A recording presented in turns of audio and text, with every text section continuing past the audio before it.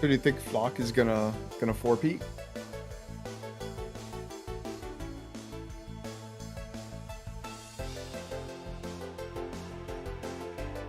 Yeah, like if you're going to bet on someone in this tournament that's not named Flock, I think it has to be Cephalopod. I mean, he's just like a tournament crusher. Although he's been kind of quiet as of late, I think.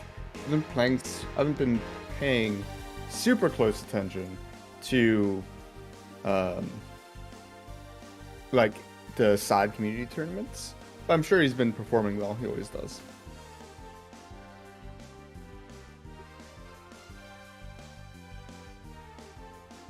True. True. Stan is a top tier player. He came in third last week in our tournament. He and his teammate came in third, I believe, in the 2v2 tournament by Runeterra Life. So Stan, I mean, he's an absolute killer as well. So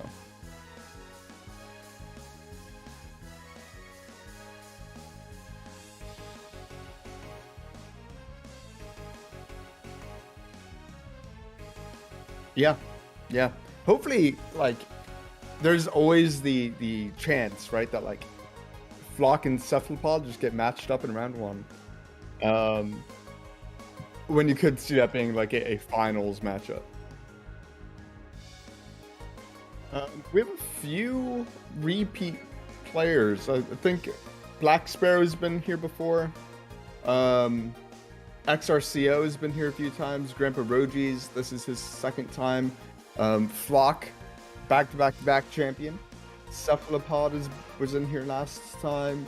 Italian X has been in here before. Izzy Owned is back again.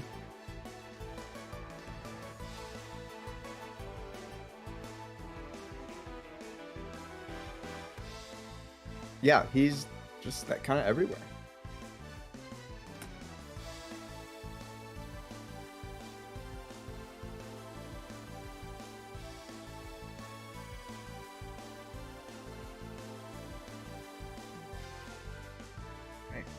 Oh, I'm excited. I've been looking forward to this like all day. Got this tournament casting. So, what have you been playing when you play Runeterra? What decks you playing?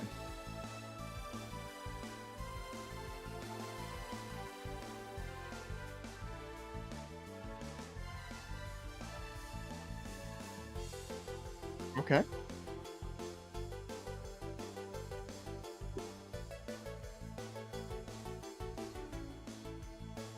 Lucian Poppy.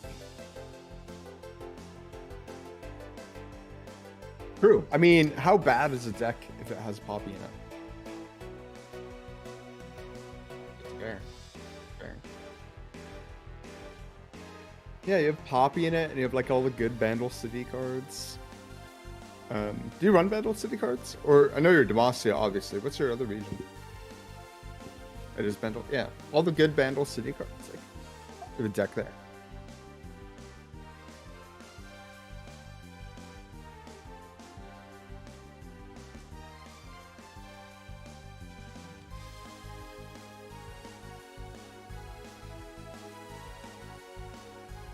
All right, all right.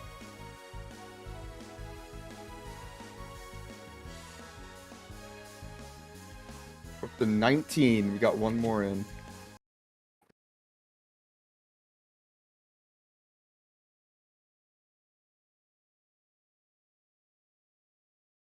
That would be nice. Broadcasters, we got this. Don't worry. Don't worry. At least it didn't happen. Yo, do you remember that episode when I feel like we were recorded like half the episode, and then I finally realized that I was muted the whole time because Mad Wheels told our producer Mad Wheels told us. Oof. You hate to see it. Big oof. I'm sure he'll show up sometime today. He'll show up in the chat. He's our producer, guys. He has to show his face at least once. Remind you to do all the necessary things. Of course, of course. And I appreciate him too, because sometimes he'd be telling me stuff. I'd be like, "Oh, wait, I forgot." Alright, let's get this show on the road. I want to give it like one more minute One more to minute. let like stragglers maybe find it. Alright, gotcha. Ideally, So we'll we'd get go. 20. We're at 19. Oh wow. Oh yeah, I just reloaded. Yep, 19. Oh, all right. Let's go. Let's do it. You can roll it if you would like. Okay. We're at 19 right now. Yeah, Okay. but I think it auto closed Oh registration. yep. It that So might as well just the roll it. the Let's moment I go. reloaded. See, here's the good thing though about having fewer people is that the people who did show up for this one have a much higher chance of winning. Like you have a Facts. 1 in 19 shot instead of a 1 in 32 shot. I like those odds. Honestly, because then it's like, oh wait, I could actually do this. Hold on. Right, What's exactly. what's that It's like? like that's a whole like basically one less game you probably have to win. Which Eight. I mean, Yeah, that's exactly. pretty significant. At least in my mind. Maybe I'm crazy. No, I think that like you said, that's pretty significant. You have to play a whole less match. Sometimes that last match can be the deciding match. Honestly, you're just like, dang, if I had won that one match, that could have been the difference between me getting third or first. All right. Do you want to seed the brackets or shall I? For whatever reason, I can't even get in right now. I mean, if you can, then you can see the bracket. For whatever reason, I can't even get in. It's like Battlefly was loading really slowly for me. That's why every time you kept saying something, my page was reloading and then telling me it later. I don't know why. That's crazy. It's not letting me seed the bracket. Okay, so that means I have to I do might it. not have permission to, Okay, actually. that means I have to do it. Yeah. This is weird.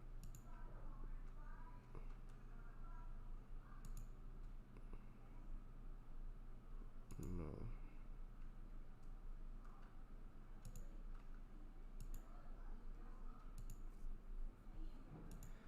Okay. All right. Give me 1 second. Almost. Okay, there we go.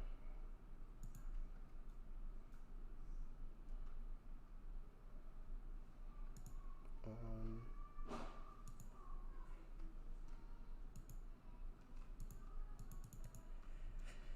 Wait, what did he put this as? I forgot what he put as what. Cause I forgot me and Unhinged did this. What did he put as bracket size? I forgot. You'll probably have to do like 24 now because we have 19. Okay. But I think we had it set for 32 because we had been maxing out the last like 3 times we did this. Yeah. Let me see. Wait, let's try 24. Let's see what happens.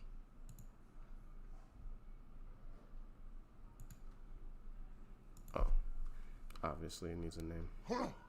I smell job.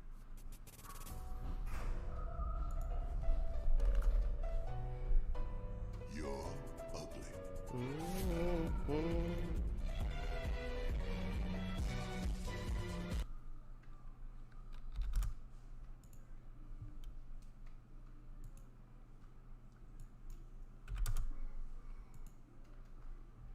Okay.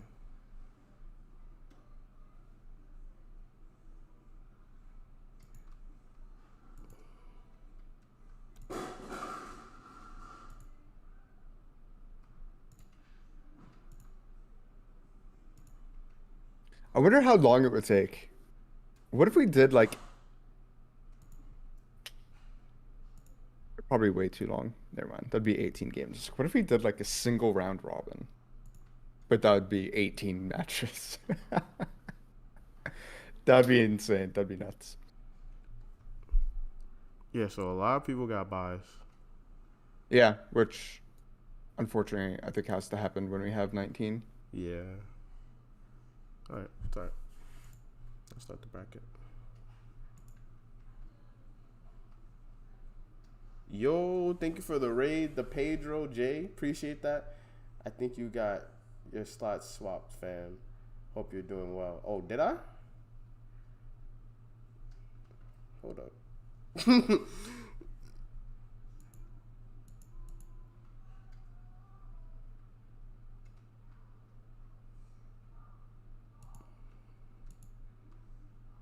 Oh, snap. What happened?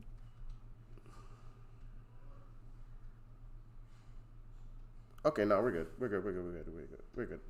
All right. So, round one, we have Grandpa Roji against Ruin Org. I have both added. Do you have either of them added? Let me see right now. Pretty sure I should have Grandpa Roji, but do I have... It's like Ruanorg. Yeah, I have room. All right. I guess whenever they start, I will. Actually, I don't got Roji. Yo, that's crazy. Oh wow. I guess I'll watch Roji. I just checked it. I was like, oh, I don't got Roji. Unless he's not online yet. Nah, they both are. Let's see. All right. Yeah. Unfortunate. I feel bad. The one time Roji forgot to check in or whatever, he was slated to play in round one without a bye, and he's just back at it again. He's just low rolling these. Yeah, you know what? Nah. This is Roji's tournament. Nah. You know what? I take back everything I said, fam. This is Roji's tournament, 100%. Big facts. Also, just realized because it's single limb, the people who are playing someone else who got a bye are probably starting as well. So whatever we see being in game first, I guess we could go to. Because it looks like Roji's still not in game. Do you have Sheeran the Maid, or sorry, Izzy Owned added? Yes, I have Izzy Owned added. All right. I'm gonna jump in their game. Okay. Cool. So Sheeran the Mage is against Izzy Owned. Izzy Owned, I believe, we the peoples, if you could verify this with your memory, I think they came in second. Yes. Yes. Last week they came in second. Was it last week? Yeah, it was last week. I think that sounds right. Yeah, last week. So hopefully Izzy Owned can get that run back, but hopefully for them, they come out ahead. Yeah, honestly, I'm looking forward to it. Honestly, I didn't know this person. I think he's a Brazil player if I'm not mistaken, but he's pretty goddamn good. Yeah, I was good. like really impressed my first time like actually casting this tournament with you. That the players were just nuts. They're absolutely insane because you never know who shows up to community tournaments on any given day. Yeah. But the players showing up to this stuff have kind of proven themselves to be kind of legit. So here we have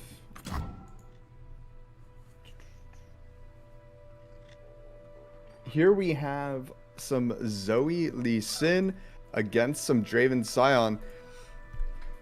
We almost don't need to watch this game. Lee Sin Zoe is like an 80-20 at worst favorite into Scion Draven. Oh my god. Wow. That's disgusting. Yeah. They have so many answers.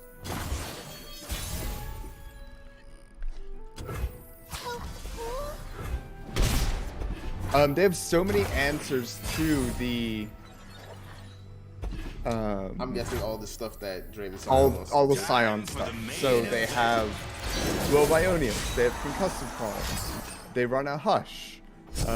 It gets really, really hard for Draven Scion to really push through. Not only that, but all this early game damage that looks like they're about to deal oftentimes don't matter too much because of Eye the Dragon. Mm-hmm. Yep, it's sad. Eye the Dragon just comes in clutch, just healing up all that damage back up. It doesn't even matter. But I mean, this damage right here, this damage kind of matters. It's a little bit. Yeah, he's gonna have to palm here for sure. Yeah. So that means that that's a turn that he's not gonna be able to get the eye online. But I mean, it's still next turn he was able to stun Draven, stopping 3 more extra damage. So I think he's still in a pretty good spot. Honestly. All things said. Like he basically played 4 mana and only take 3 damage this turn. That's pretty good. Yeah, not too bad. Not too bad at all. They'll take that. Sorry, my stream is dying.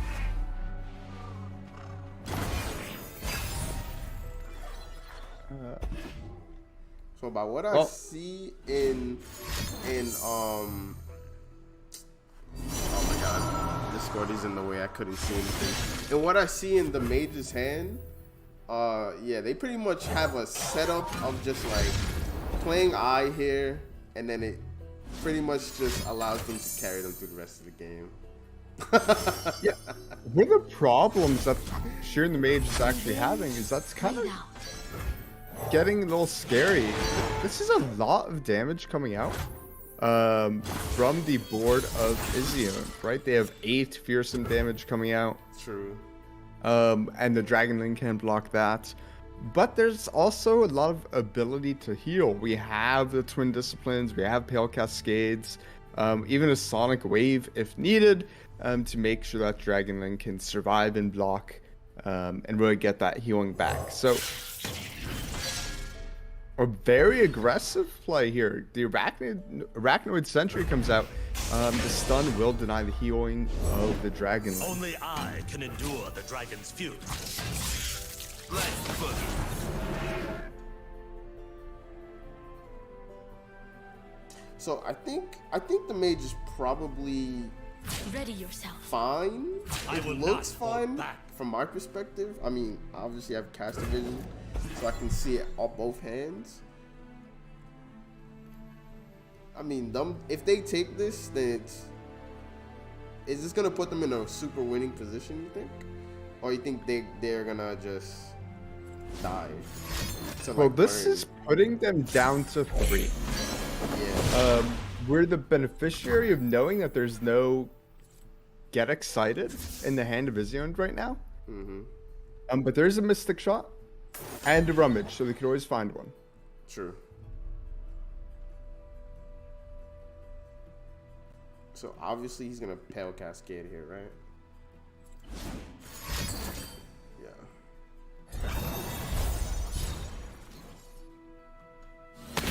Alright, so this does make Lee Sin survive. The Mystic Shot might go on this Lee Sin. If it goes on Lee Sin, it does pop the barrier and Lee Sin dies, but that's a Mystic Shot not going to the face, so I'm not sure if that's worthwhile, especially considering it doesn't seem like Sheeran the Mage can just kill him next turn. But if they could, if he's playing around like double twin Zenith, would that get him there? It probably would have. So I don't think if Lee Sin's not on the board, I guess he can't lose either. So well, I think Lee Sin going down here is obviously good because you know, it's another Lee Sin he doesn't have to deal with. But he can get another eye here, which is obviously scary. yeah, this is actually very relevant, especially because these Dragonlings are fearsome blockers if they get a Pale Cascade, which Sheeran Mage happens to have 2 in hand. So that's quite scary, right? Yeah. Sheeran the Mage could be at 1 HP had The Izion decided to put him at 1 HP, and then again a Rummage to just find a little more burn. But the Rummage comes out now, and there's that second Mystic Shot that would have been enough. Yeah. We'll have to see where the follow-up is here. There's a potential scenario where they Mystic Shot the Dragonling. Now the Dragonling will absolutely get Mystic Shot. Because that Mystic Shot is now technically dealing 4 damage. Never mind. Yeah, he only had 1 mana. I was like, huh? Oh, yeah. I might be you're able to good. steal the cards in their hand, but that doesn't mean I'm looking at the mana. Nah, you good though. You good. So now here's the turns where we're talking about where Izzy owned, because so he doesn't have Scion to slam, right? And he's in this weird predicament of trying to kill Mage, but like it's just so hard to push through. Yeah, and we're finding out how difficult it is right now. Usually you'd see, oh, I have 2 fearsomes that deal 8 and my opponent is at 7. I win. But against all the buff spells, we know that's not the case. And even if only one of these Dragonlings connects and can heal, that again is going to push back the timer, so to speak, even further. And the longer this game goes, the more likely it is a Zoe Lee Sin player is going to stabilize and take this one home. Yeah, 100%. Man, I think my stream is like dead. Taxes coming right up.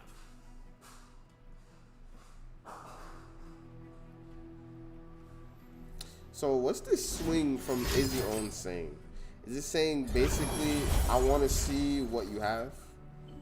I think it's saying I have to kill you, and if I don't kill you, I lose anyway, so I'm going to try and kill you. True.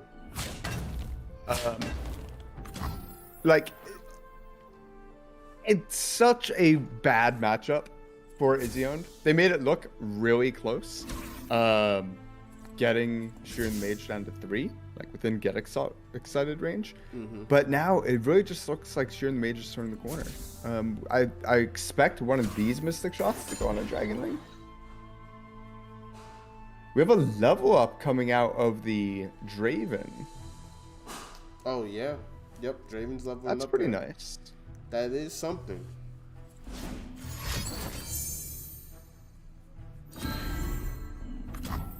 Oh, my game's bugged now too.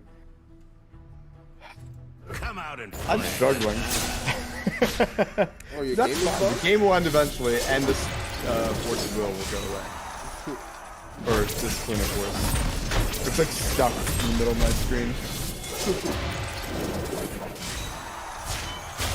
I thought I was Raven all gets ready. the level. Kinda nice.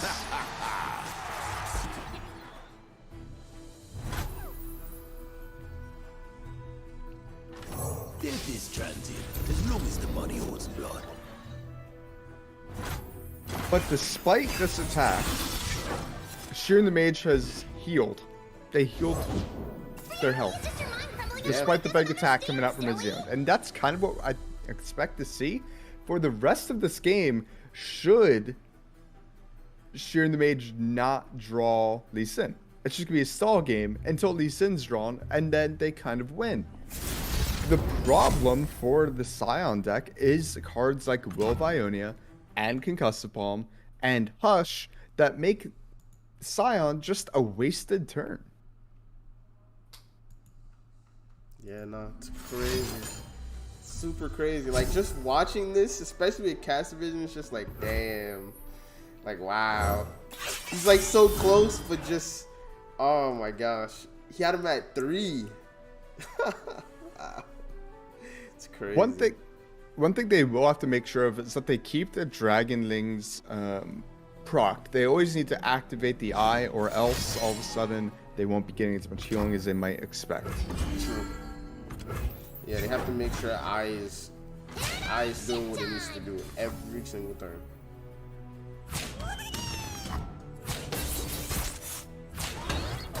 So would you Mystic Shot this Zoe here? Probably not. I don't think Zoe matters as much as his eyes dying. We have to find a way to kill the eyes. One of the problems, one of the reasons why I think this matchup got even worse for Scion is that these Twin Blade Revenants don't have Challenger anymore, so they can't pull the Eye of the Dragons. Yep. That is a humongous change, honestly. And somehow Sheeran the Mage is at 13 health now. He's just healing. He's just continuously just healing and healing. It's like every single attack that Izzy is able to go through, it's like it feels like Mage is just healing even more than he's able to attack. Exactly. And unfortunately, I think that's just going to be the way it is for a large portion of God this game. axes need victims. Draven does have Overwhelm and Quick Attack, so he might be able to cheese out a victory in that direction, because Draven will deny the healing from one of the Dragonlings because they don't get to strike him back. So we'll have to see how this plays out. Your lesson begins. In general, I don't like using the answer to a Hush. Sorry, man. I don't like using an answer to a Scion so aggressively. But he is preserving the HP total. They can kill Draven, and it looks like that is a route that they're looking to go. And they did deny the axe. The axes. So that is kind of a value play. Wow. It's crazy. Yeah, I see what you mean by it being a very 80-20 kind of matchup. It just seems like and it's, now it's that he's stabilized, it's just best. really hard.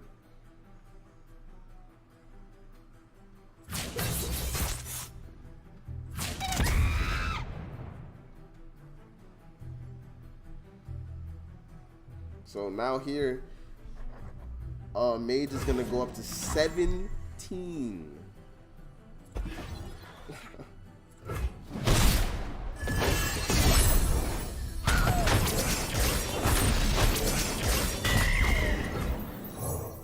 Alright, I'm gonna end my stream, but I'm gonna host you. Because my stream's just like that. Something wrong with the stream? Yeah, my stream is like dying. Oh wow.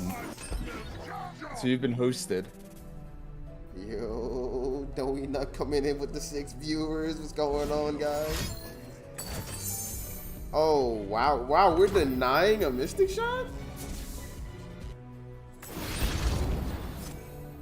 Yo, what just happened?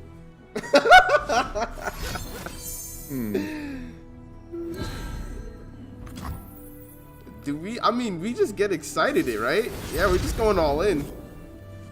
That's fine. Like, this is fine for Sheeran the Mage. Yeah? They also have a Twin Disciplines in hand if they want it.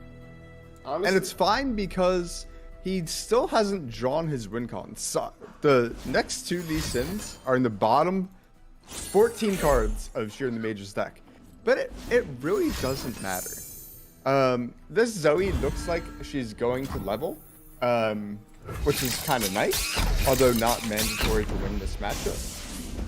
And yeah, I mean, I don't know really what else to say at this point.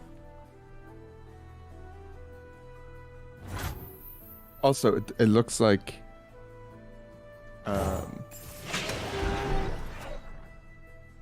the Discord is like our cams aren't on your stream, by the way. wait, what happened? Your face cam is not on your stream. You said my face cam is not on the stream? Yeah.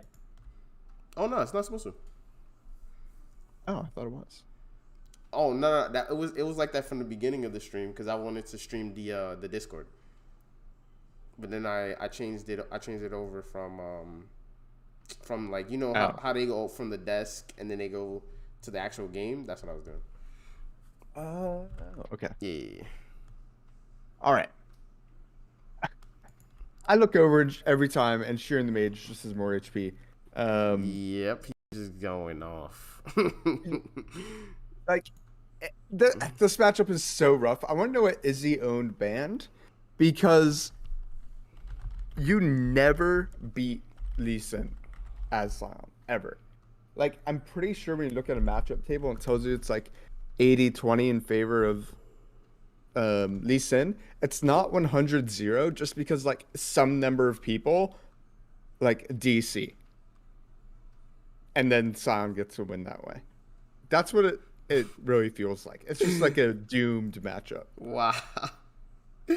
Some people DC'd. Oh my god, is that terrible? I mean, I'm looking at. I see terribleness here. I see. Yeah, and like it's Sion's been really dropped. hard. And now, when they attack next turn, it's just gonna get Will Bioniad. Wow, it's crazy. Jeez.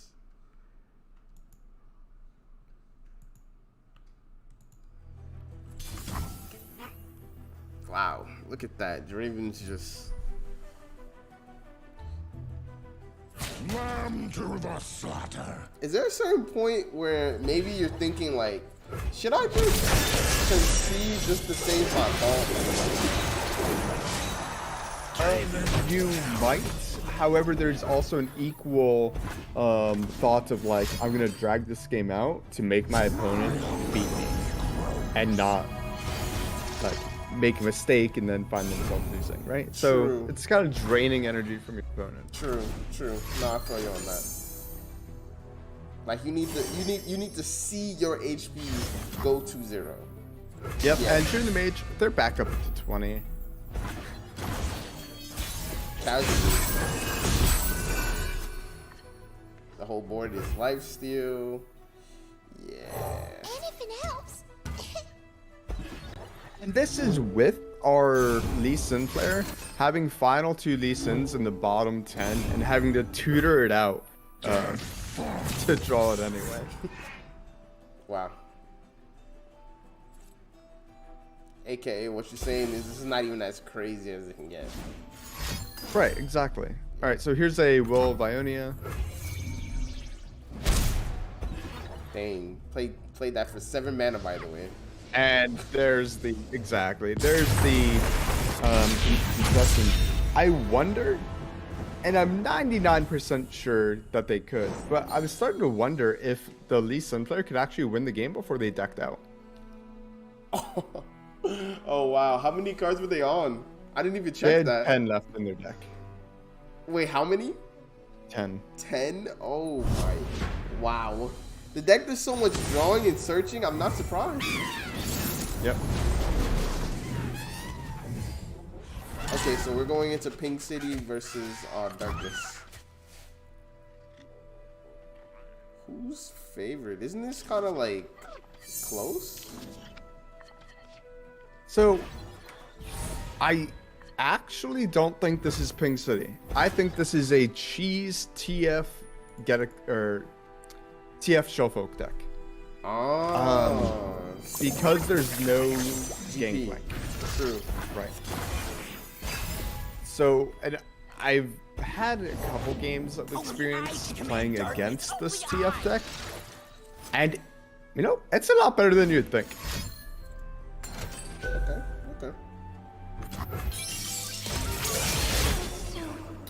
Well, that is pretty bad.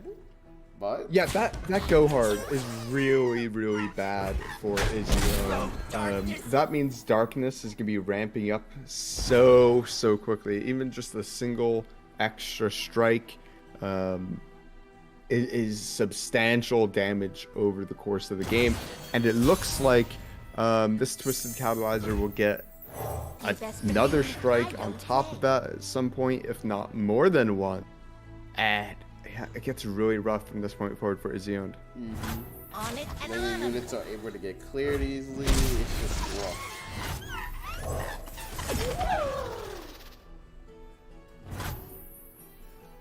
So there is like a consideration for attacking here with the Twisted Catalyzer and then protecting it with Stress Defense. It is kind of a greedy Stress Defense, considering that typically wants to be used to save something like Vigar or even a Senna. But it's available to them.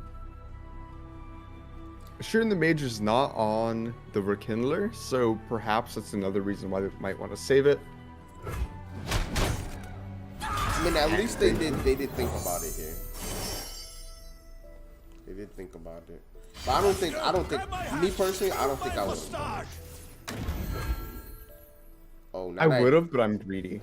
Now that Darkness is 2 mana. So when it comes down next turn with Senna, Yeah, and it'll be dealing 4. Like, you don't necessarily need it to be dealing 5, so I guess that makes sense. It's probably best not to play it. But it does make for a good meme. Yes, we like memes here. So this is looking like, I mean, because I can see the mage's hand, right? So I know he has Senna in hand. So this open attack is really good. Would I take this open attack? I don't know. I don't know if I would. Well, I don't think Izzy Owned wants to be developing units. They just want to eventually play a Shellfolk and then win the game off that Shellfolk, generating so much value. So just getting like 1 chip damage and guaranteeing you get 1 extra unit on the field. It's probably just like decent in general. I guess the alternative would have been passing and seeing if they pass back. But if they don't pass back and they develop Senna, then you just let them develop Senna for free. So. Getting dark. Is it nap time?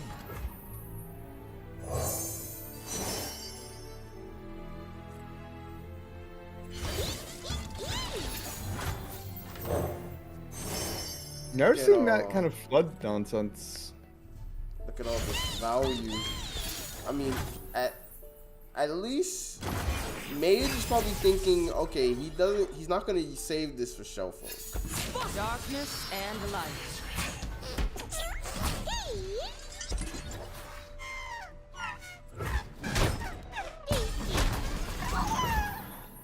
So he now has the second darkness in hand. Yeah, I imagine this is going to go Hit the on the mini Vandal more. City Mare. Yep. Sheesh, hit the mini Make more. the hurt your weapon. Wow. They've never seen a contraption like this before. Sure, the mage might be comfortable playing Vigar here. Perhaps vertical stripes might suit Lord Vagar. Why? What are you trying to say?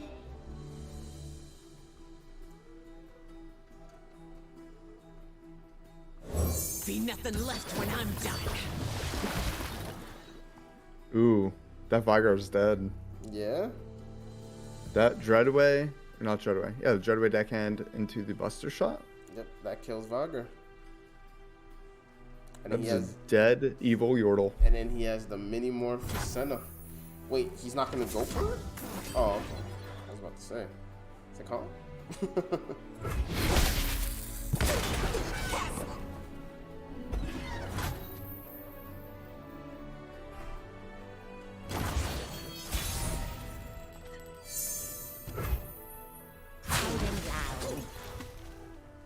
Pretty solid attack here. Might force out blocks. Moving in.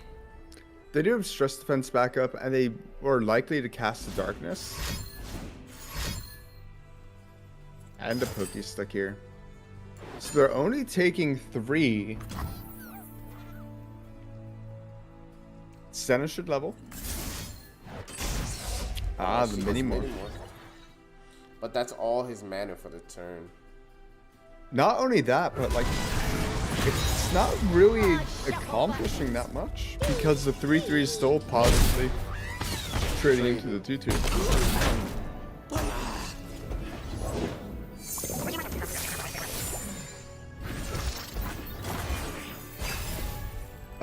A red card looks kind of nasty. Chin up and smile. Oh, Mage doesn't play into it.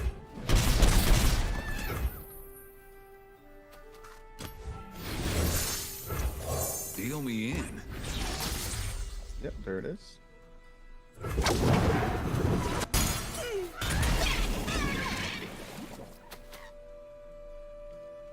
At least he was able to get that damage in before he red carded though.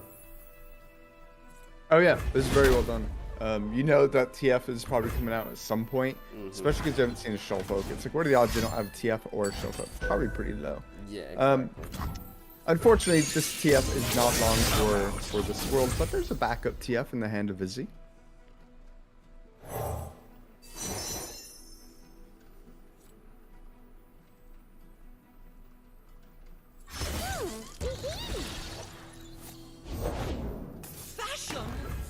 blood. 1 mana darkness, by the way.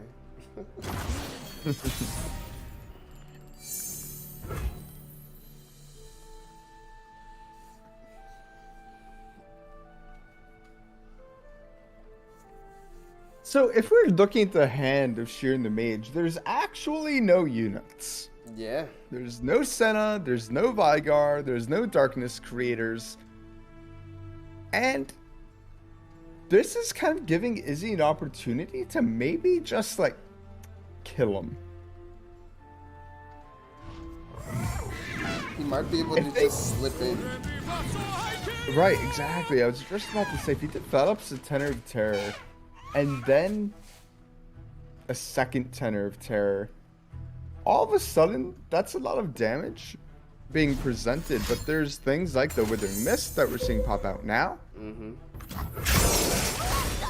And a Vile Feast that will counter the second Tenor of Terror's 3-1.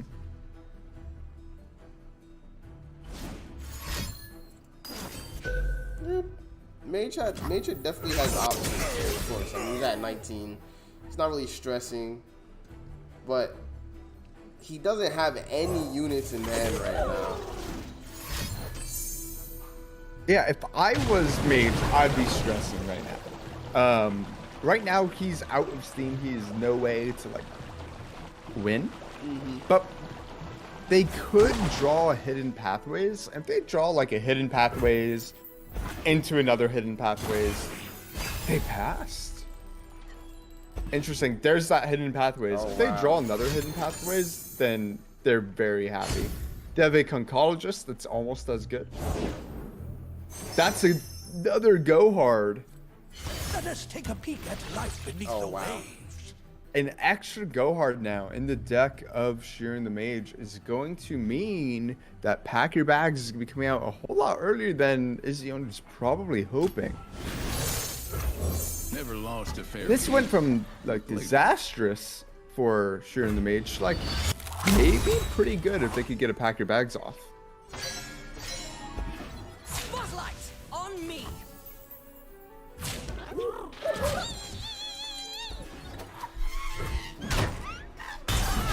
I would love to see a Pokey Stick here.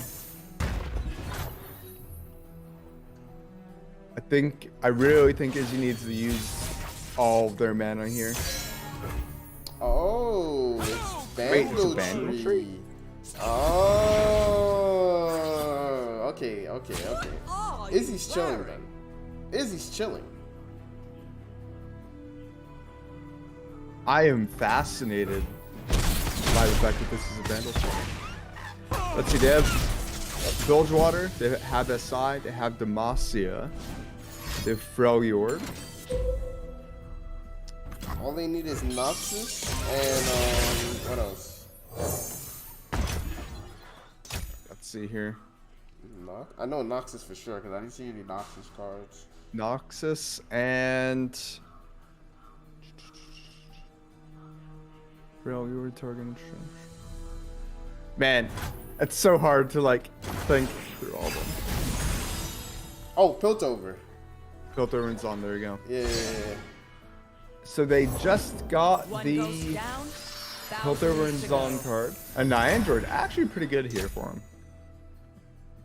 And if Sheeran the Mage can't win on this turn, that's going to be GG. But we see Pack Your Bags, Yeah, pack your bag in hand. and we see Darkness. They could beat this Pokey Stick with a Miscall, which is actually pretty funny here.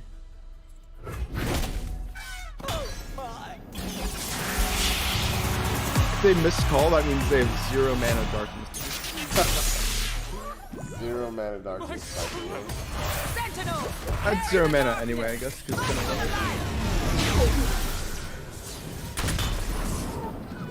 Keep your distance.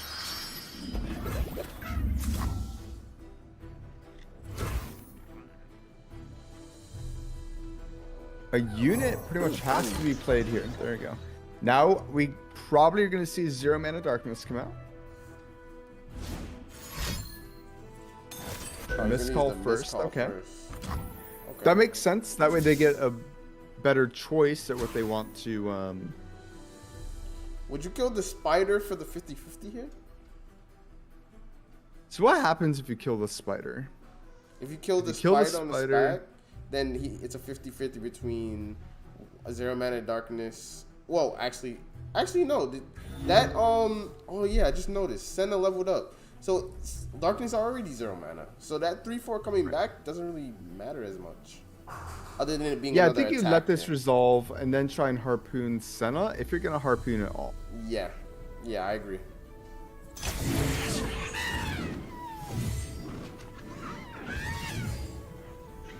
And then you lose to Are you ready? stress Let's take it defense. for a It's spin. kind of annoying. Turn it against them. Alright, now we have another unit coming out. The 4 mana unit, almost assuredly. It's vulnerable, which means it could pull The spider can to pull the it. 1/2 or the 1/1. 2 damage gets pushed. Darkness and light. That seems like a mistake. Yeah, that Seems like a bad pull when he can just play darkness. Ultimately, though, he doesn't have lethal, so he's counting on a top deck of Vigar. If Vigar is top decked, Extali Sentinel works. Oh, yeah, it does. It does. Extali Sentinel actually works survived here. Noxus. We So survived the this Extali too. Sentinel is going to get played. The elements bind the living And then the darkness comes out. This can it get mini morphed? What if you mini morph Extali Sentinel right now? Does it work? No. I don't think it works. It says when you play, your next darkness is around, copy it and target the enemy nexus. No. Yeah, I don't and think it's it not works. an aura. I think this just works. For deliverance. And there's Not no even way- gonna try it. There's no way for him to heal or My anything. spirit is stone. Yep, there we go. So it's exactly I was thinking Vigar. I did not consider the Extali Sentinel line, and Sheeran the Mage comes up with a top tier top deck. Take out Izio. Only thing. So some update. I kind of said the only thing that would be better if you could kill your own unit right now at burst speed. Wow. True. So some updates. Grandpa Roji made it through round 1. Let's go. Let's go. We have Chewbacca defeating Italian X. Flock defeated XRCO and is now against Stan. Cephalopod won game 1. Matt defeated Inagora. Joy Hoy Boy beat Elder Senior, and Sheeran the Mage we just saw took down Izzy Owned. Let's try and see who's in game right now. I think Flock keeps like unfriending me. I got Black Sparrow. You got Grandpa Roji? Sure, let's do it. Yeah, let's do it.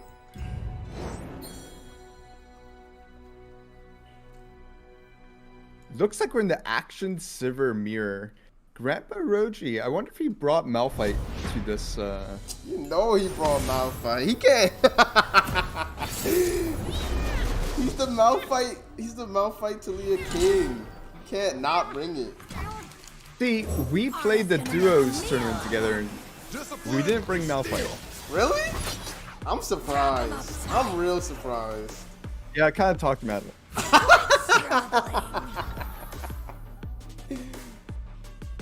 All right, he brought Malphite. Confirmed. I just looked at his list. He brought Malphite. So, we have an Action Silver Mirror. The mirror is so scuffed. So Because what is it turns based off out of? it's that based off of glitters who can is level up vile. Action, or at least pop the Warlord's Palace. Oh. And then it's based off like who can play a strike spell last on not Sivir, because Sivir's spell shield is so hard for Demacia to deal with. Cool eye patch. You like it? Demacia can shut up certainly and fight. deal with barrier a whole lot better than his hand spell shield. Give me 1 second. I'll be right back. So we're seeing in this game that Roji's developed Sivir, and there's no way for Black Sparrow to punish this in hand. They could draw something like a Merciless Hunter to give it vulnerable and then deal with it that way. But really, there's not a whole lot of options for Black Sparrow because single combat and concerted strike just don't work against Sivir. Do it.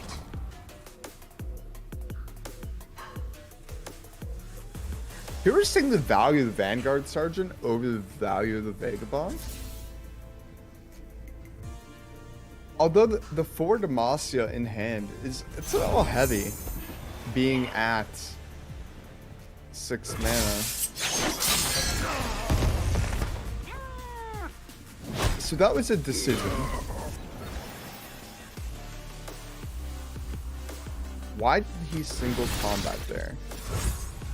I think he thought this might be a bug. It kind of feels like a bug because he targeted action before the strike happened. So maybe he thought it was going to level, put the Warlord's Horde on the field, and then not strike Sivir because Sivir's quick attack. But at least you'd have the Warlord's Horde. Unfortunately, it doesn't work like that. Always check the eye, friends. Except for Sunpork's map. That eye lies to you.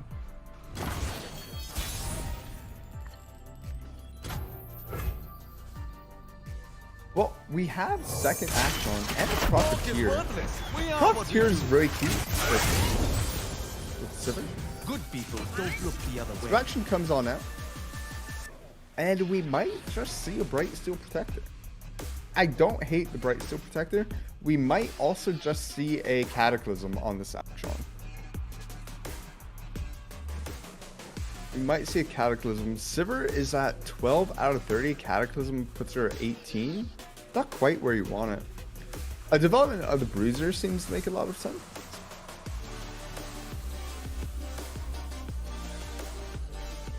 Bruiser kind of puts Sparrow on a clock, and that clock being Sivir's level up.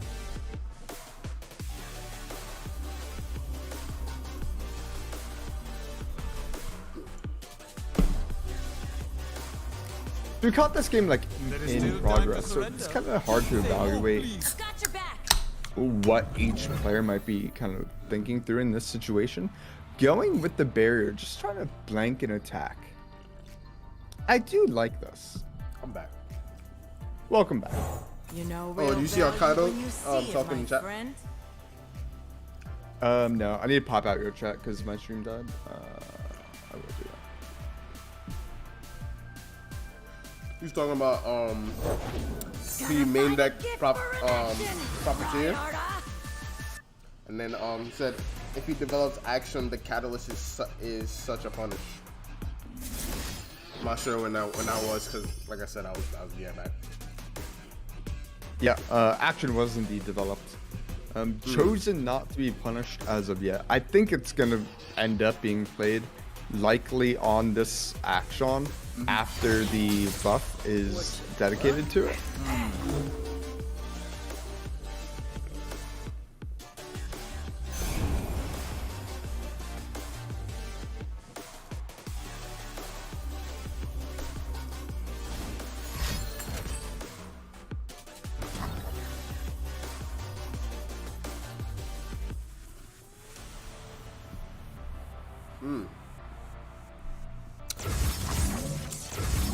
Well, that isn't good for Black Sparrow. All right.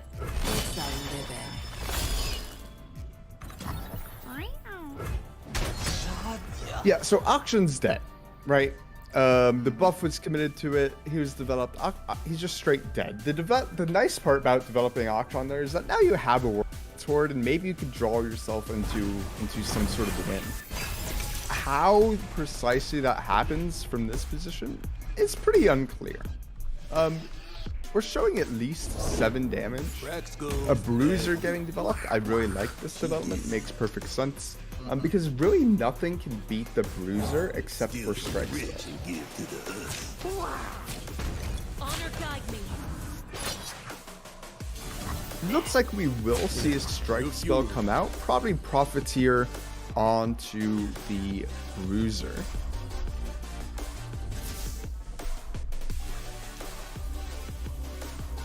You live it. Yep. So only 4 damage being pushed here. I don't know why he chose to block the 3-2 when the punishment is the same exact cards. It's Absolver, Sharp Sight, or Shapestone. So that's slightly punished here because he's taking 1 more damage than they otherwise would. Sivir is now level, giving Spell Shield to all the fellow attacking units. But Roji's a bit out of steam. But these 2 lucky finds are just banished from the hand of Black Sparrow, and he's out of units. Oh, he doesn't have any units. He needs to draw a unit. Roji should know this. Business as usual. See, Roji should know that he has no that units. there are no units. And now he's playing to win with Sivir spell. Kinda cool.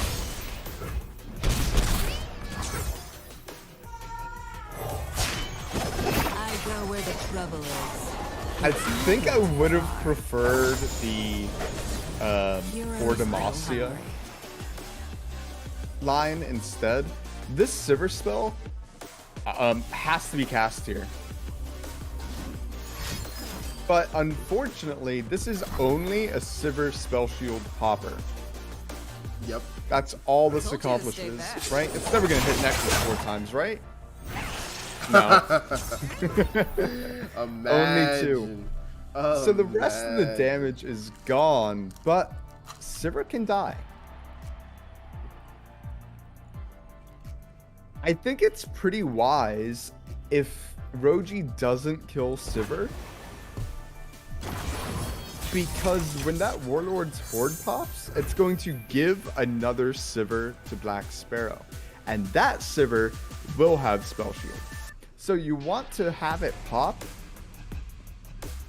and the card cast after, or sorry, the card cast before you place it. Oh, the Absolver's Restruction, right? Alright, so the card's been cast, and they got a bruising. Alright, so now he should probably feel confident in playing a Concerted Strike. Again, the only problem is that loses out to other strike spells, because Sivir's spell shield has now been popped. Danger pays. Would you have 4 Demacia there? Well, actually, if you 4 Demacia, it doesn't really change anything. So. For Demacia makes some blocks available, but with everything having vulnerable, it doesn't really change much. Yeah.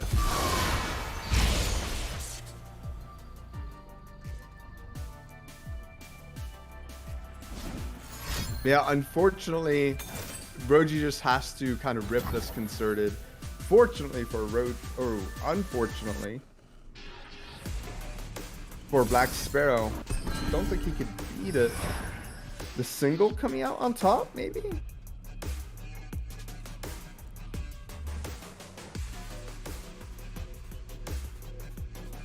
They can single combat, say the Bruiser to Sivir. They single combat Bruiser to Sivir. All of a sudden, this game's like wildly in Black Sparrow's favor.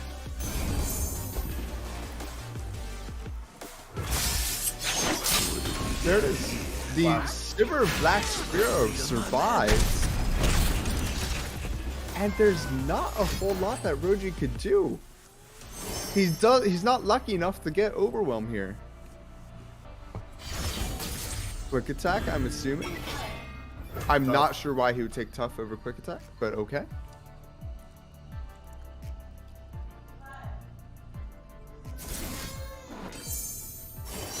You know if this is first game or second game? I don't know. Based off the time, I'm gonna assume this is. Oh, true. You're right about that. Actually, they're both about. For Black Sparrow's 8 minutes in, Roji's 4 minutes in, 9, 10, 11. Yeah, it should be game 2. Preservarium's not a bad draw. Action, it's not what he needs. Not what he needs. So we just Golden straight Aegis up rally here, right?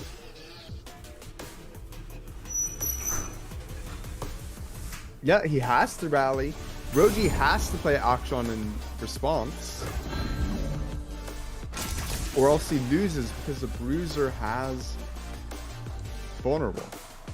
Wow, Roji was in such a commanding position for what seemed like a majority of the game, but that second Sivir did work. And that single combat did work.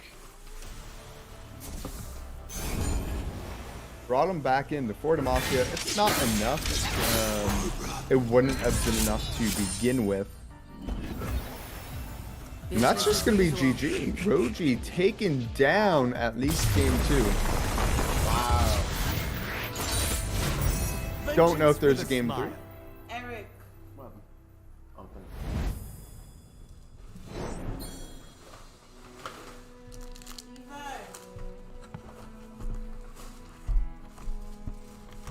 Looking like we're going to game 3. Oh, this is game 3? Nice. It looks like it. They're still in the friend challenge. Nice. We love game 3s. You love the game 3.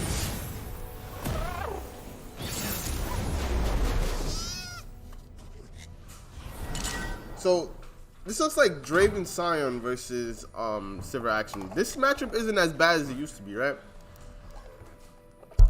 It's still kind of doomed. It's not as bad, but that's not saying a whole lot because it was so heavily favored Scion. With that being said, Roji does have a Fleet Feather tracking, which is kind of nice, and he does have an Actron in hand, so he has some tools. The only problem is there's no real way to deal with Scion as an Action Sivir player. So if Scion ever hits the field, the game just ends. Wow. Like, literally unless they have concerted and a single combat. The fun thing about single combat is that when you single combat an ephemeral unit, you might as well be casting like a vengeance, right? Because it just dies because that unit strikes back and ephemeral units die on strike, which is kind of cool. So that's something that Roji could be planning for from the time he sees his first single combat.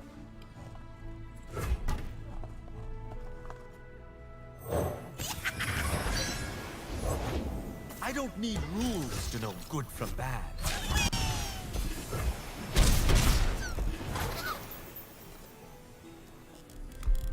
Oh, I forgot to ask. How did you feel about that Reborn Grenadier into FIFA Chakra play? Was it good?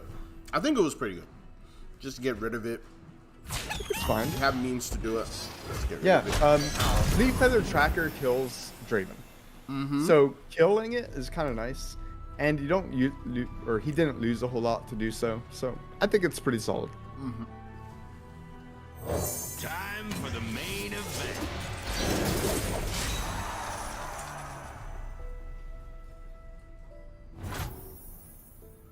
And despite Draven being a 3-2, it's still a problem. It That's can't be fire. blocked. So the best play that this Akshan deck has against it right now is a Cataclysm or even Akshan Spell. Akshan Spell is decent because it makes Draven not strike back. Granted, Cataclysm will do the same thing because Akshan has quick attack. But it's not a real feel-good play. But if you play the Akshan spell, it kind of feels like you're getting value out of an otherwise not incredibly useful card. Like, I don't know if second Akshan ever feels too good, considering the amount of removal options from Black Sparrow. Scion is in the hand, which Black Sparrow has to be kind of happy about. The Victorian Bruiser likely to drop on curve. The great thing about a Victorian Bruiser in this deck is that it pops the War so darn quickly. I still think this matchup is kind of hard, but because of the what's the name, the changes to that challenger unit, it got a little bit easier because at least that unit can't just instantly kill your Sivir and your actions, The party has arrived. Right, exactly. So that's kind of nice. What's also nice is that Roji was able to get him to block the 2-1 with the 4-3, and the Radiant Guardian has been thrust on the battlefield. This Radiant Guardian will give some staying power to Roji that he might not otherwise have. It will make it significantly more difficult for the Scion player to just OTK, because now Scion, when he hits a Radiant Guardian, is only doing 0 damage. That's bad. They're doing Victims. no 0 damage. Wow, that's Right. That's crazy. Yeah, it should be 0. Stay back. Assuming the Guardian's full health. Akshan has done his job. I think you kill him here. Yeah.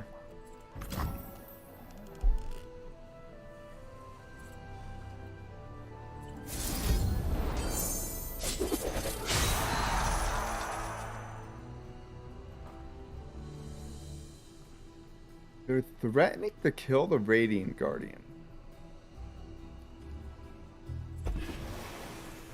But it will end up not even working. This Radiant Guardian will actually live. Yeah, I didn't understand that axe. They want to be able to get excited. Yeah, I guess. What if he? Well, I don't know how many Radiant Guardians he's on, right? I think he's on 2. He's on 2. Oh, okay. Yep, he's on 2.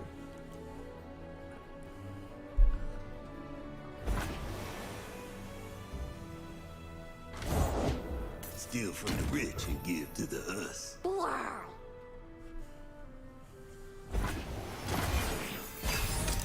And all of a sudden, Roji with the double gift for Renekton might have some play here where he's gonna push a lot of damage. He also he could double gift from Renekton and rally this turn. Oh. Right about that. Oh, wait. Scion's not leveled. Hold up. He can level at burst. He can level at burst. Yeah, but he just slapped down Scion like that? Yeah, this cannot get punished ever.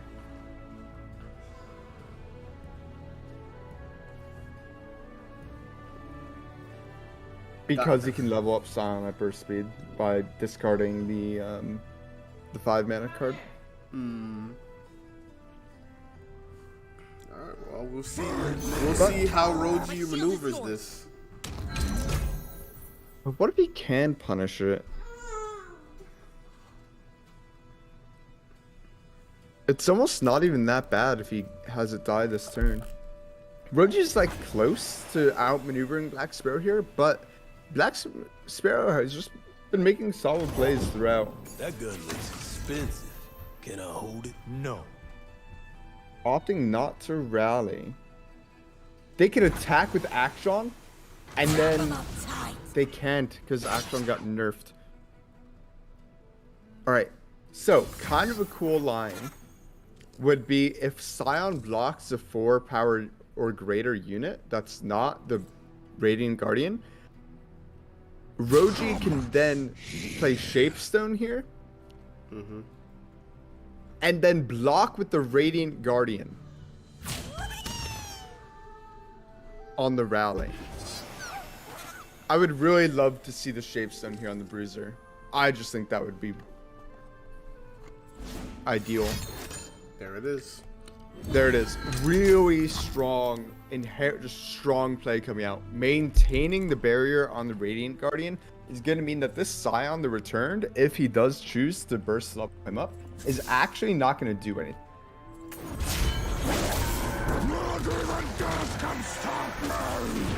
Right, so get excited going down onto the Action would be heavily punished by some Sharp Sight, but I guess Sharp Sight isn't real.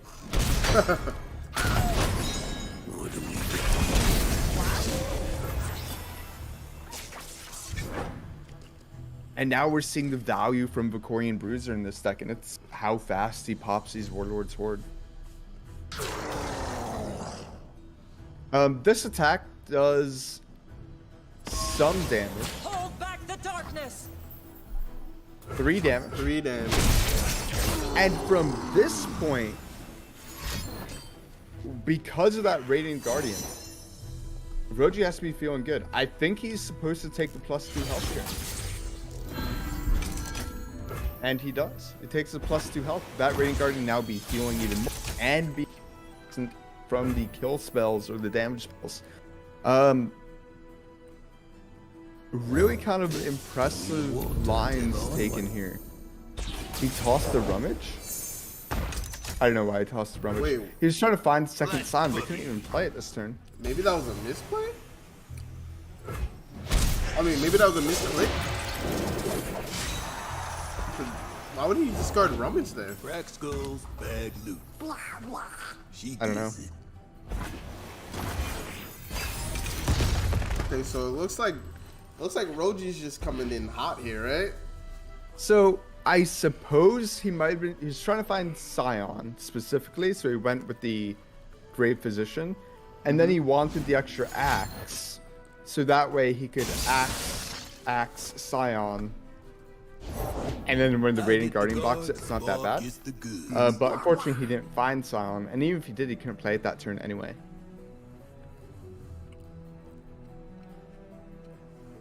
Yeah, I had no idea. Now this Radiant Guardian is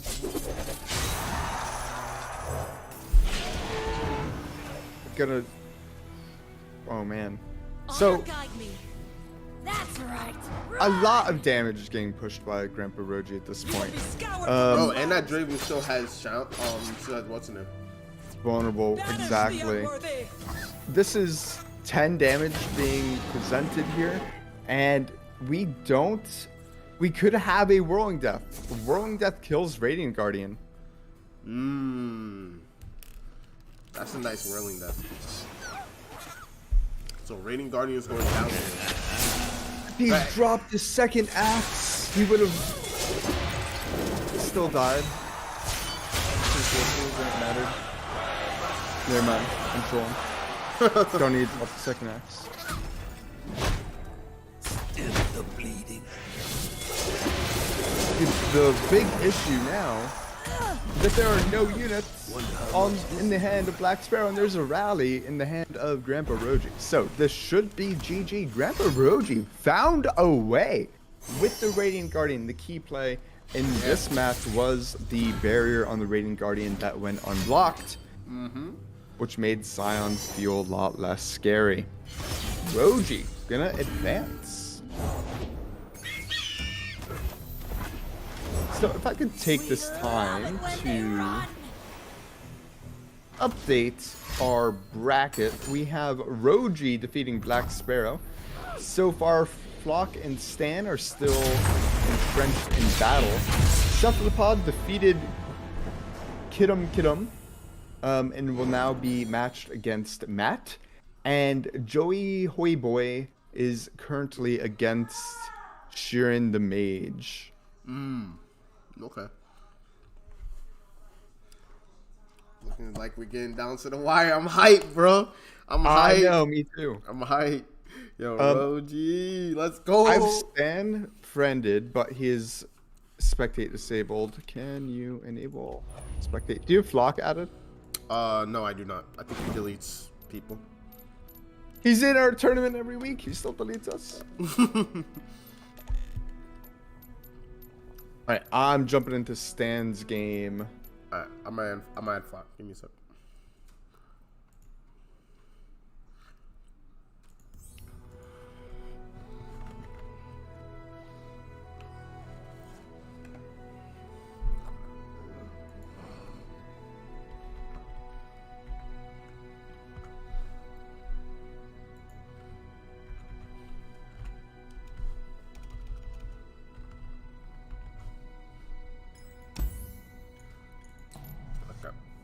for him to accept.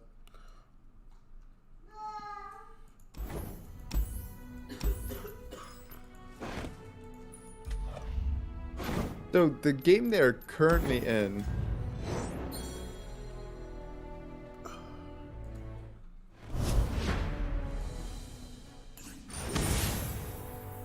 is Pink City against Silver Auction.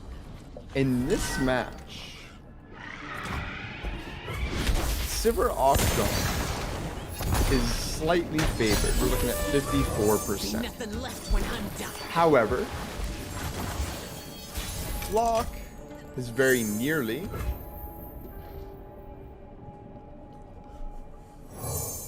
has very nearly leveled up Gangplank, which ends games if he hits the field. They also have important tools in hand. They have Twisted Fate to pop Spell Shield. They have a double up to threaten damage at kind of all points for the rest of the game. And they have a Lecturing Yordle on the field, which will slowly kind of crush the hopes and dreams of Stan. Stan is on a Radiant Guardian. If this Radiant Guardian hits the field, the game, it gets much harder to win for Flock. He simply plays Radiant Guardian out, plays a Sharp Sight on it, plays Auction Spell, and then he heals for 7. And at that point, how do you ever win? Yeah, it becomes really hard. So Merciless Hunter coming out on that Lecturing Yordle. It looks honestly, if I look at this from obviously with caster vision, I would say Stan looks a little bit more favored, only because if that Radiant Guardian comes out, ooh, it's gonna be spicy. It's gonna be really spicy. So Stan is an absolutely fantastic player. So I wonder what the reasoning is here, developing the 4-2 here, when it means that you can't play the Radiant Guardian. Hug it out.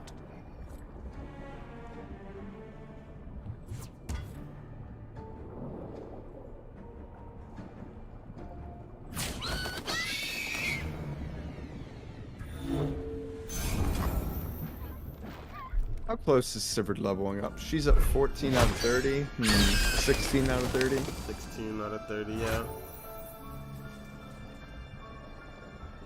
I don't know. I guess we just gotta wait and see. We just gotta wait and see. Sometimes it's a masterful. So sometimes it's stuff that even us casters, seeing both hands, we still can't see it. But players, they see it. He likely has a specific line that he wants to take in mind.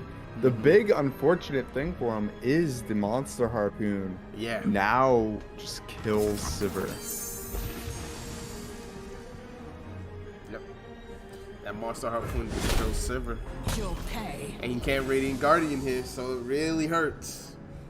He could have committed both a Shape Stone and a Sharp Sight to try and save her, but he knows that Pink City's really good at dealing 1 damage at a time, so it's very unlikely to be successful in any sort of meaningful way.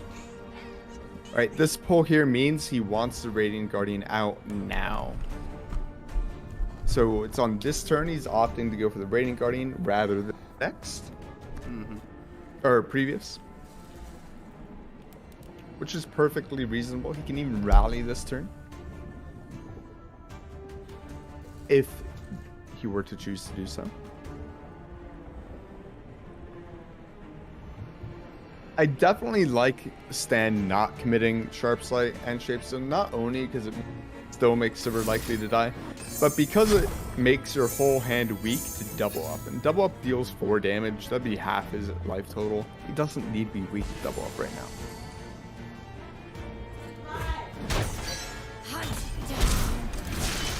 We got the actual level up here. I have to assume Stan with this predict and card draw is going to be looking for a strike spell. If he gets something like a concerted strike, or if he gets a single combat, then he's probably feeling pretty darn good. That'll enable Radiant Guardian to kind of get extra value off the healing.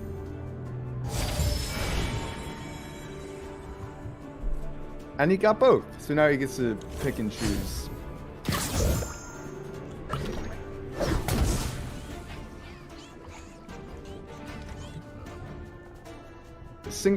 The concerted makes a lot of sense. It doesn't put damage back on the Radiant Guardian. He's burst passing here, trying to get some mana out of the way of Flock. Of course, he does not have to risk the end of round.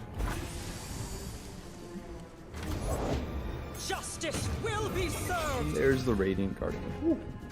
That Radiant. There she is. So now, if we're Flock, what are we thinking here? Like, how are we thinking about dealing with this? Like, are we just really scared? So, I expect him to hope that there are no buff spells in the hand of Stan. So, I would expect a like a red card into a double up into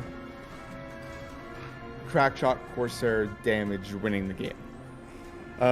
Obviously that would not work. We have Cast Vision. We know that that doesn't work for like 4 different reasons. But You think that's I think the line? when you're at the point that Flock is in, and maybe this is just where I'm weak as a player, but you have to find a route to victory that is kind of sort of makes sense, even though if there might not like be one. I definitely think we're gonna see a red card now. You need to get damage onto Akshan to enable double up. But again, these buff spells that Stan has in his hand, pretty good.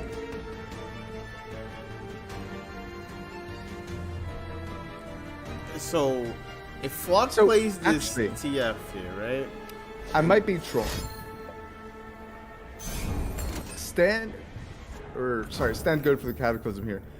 Flock is very likely saving TF to play a gold card next turn and trying to go wide, which makes a lot of sense. Unfortunately for Flock, this Cataclysm means that the health total is going to go up to 10 for Stan, and one of his guaranteed points of damage before the attack being taken away. Now that the Crackshot Corsair is being killed.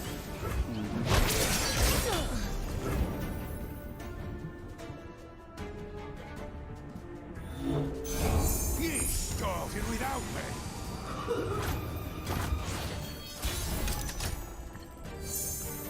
Oh, gameplay? Is he leveled? Oh yeah, he's leveled.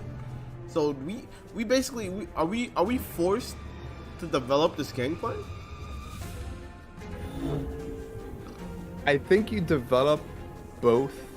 This is crazy. I think you have to play Twisted Fate here because you have to stun the Radiant Guardian. Uh-huh.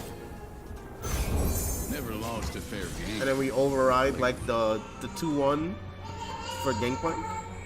Block is making me look dumb. Do you override the 2-1? Yeah. So what's this? I'm trying to figure out like what's this line here? I'm not sure where like his route to victory is. I mean, he's trying to play around concerted like best he can. I just know I would not have chosen to. I would have lost anyway because there's concerted, right? Yeah. But I'm not sure where Flock was trying to find his route to victory.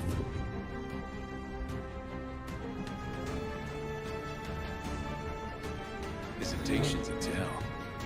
So after this goes through, like, after this goes through, he could harpoon the Guardian, which is nice.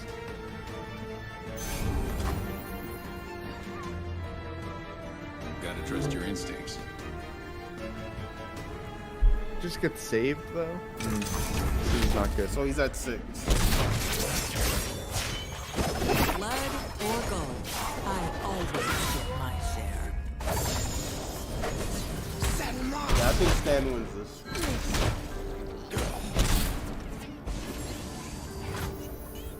I'm anticipating a harpoon on the Radiant Guardian.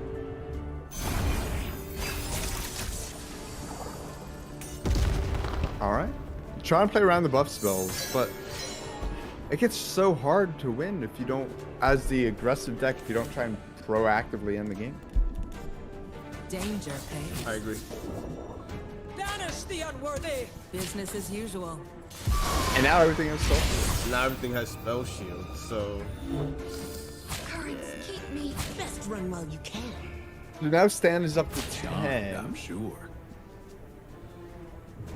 He can kill anything that Flock plays with Concerted Strike and then go up to 14.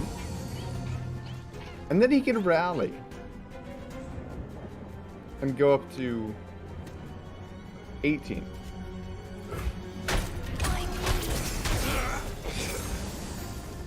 This is it's like giving you a memory of the Lee Sin game we cast earlier today where they were down to like 3 and then ended at 20.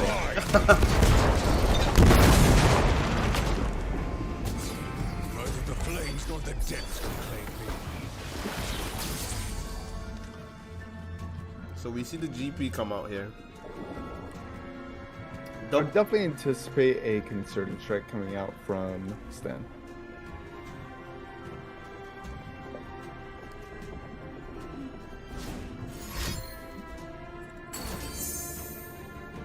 Alright, so he's going with the straight up harpoon. like a patient man. No, we straight up go for the rally here. Or the rally, sorry.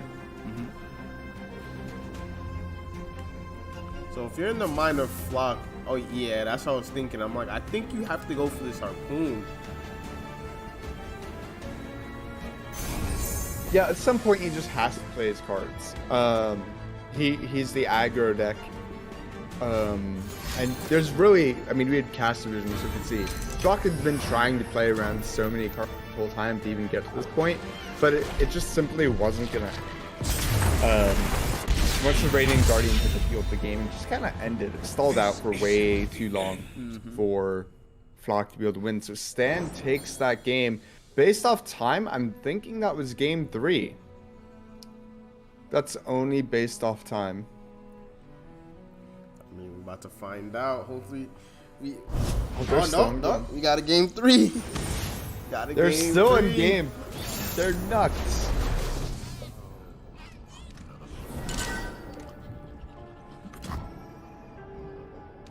So this is game 3. Got Ping City versus Scouts, by what it looks like. Yep, Scouts. So I'm not even going to begin to guess who wins this matchup. I mean, With that being said, I'm going to guess. I would guess that especially with the nerf to Stone Stackers, I would guess the Scouts win this if they can get Poppy down. That's fair. That's fair. I think it's a lot closer than you might think. Somebody help! See, I was going to think, I think this is probably Pink City favorite, but now that you mentioned Poppy, Poppy's a pretty good card. Yeah. I mean, Stan doesn't have it in hand right now, right? But it's a pretty good card.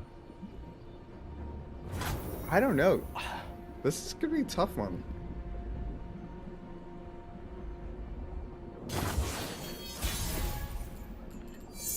How do you feel about that open pass? Little rooms are just Like as good it. as big ones. I like it. When in doubt, in general, passing's pretty good, especially against like GP decks. This is turn 3 and GP will not level until much later. Oh, I've never met anyone like you. Which is pretty significant.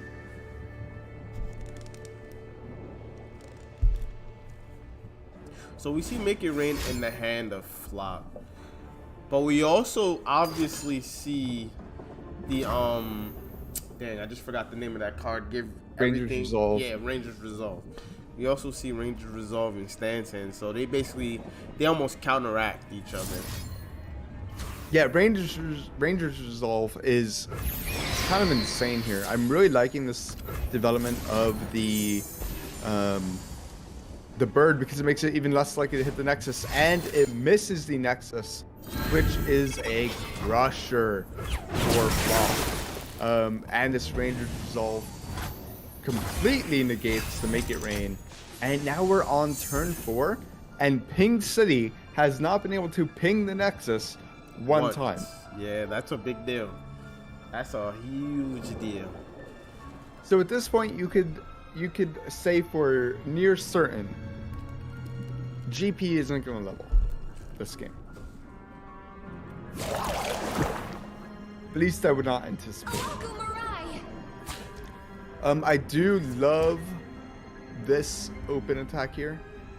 This attack here, you don't get the scout attack, but you're playing around a red by attacking. Yeah, you need to play around red card for sure. Especially after you just use what's the name? I keep forgetting the name of that card. I used to play scouts all the time. The one mana burst make everything tough. I just forgot the name of it. But especially with Rangers, yeah, I'm sorry. Keep forgetting the name of the card.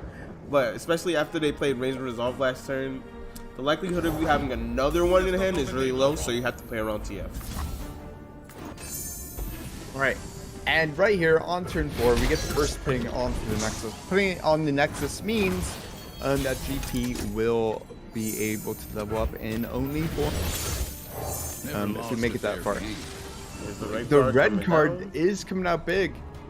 Not only does it hit the Nexus, it takes out 2 blockers for Stan. Yeah, that's huge. My shield is yours.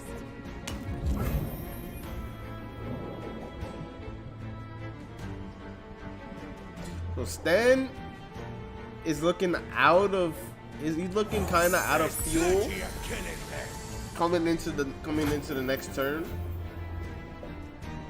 Unless he draws a Poppy or MF, because that's what this deck needs. This deck needs its champions to be able to play the game. As true as that is, if you look at the hand of Flock, he has 2 GPs and a double up. Yeah, he's So ready. neither hand is really significant, but the champions are in the hand of and GP, though he's unleveled, right? He's not something that can be ignored. Okay, we have an MF here. I don't I think we I have. like an open pass coming from Stan. I mean, I think he's gonna open pass here. I to be honest, I would like it here, With me. but oh, he chooses not to. Ooh, this is 4 damage. Ooh, wait, did we just choose not to play around? Yeah, he's just gonna rip it. Wow. Done. Wow. Hold nothing back.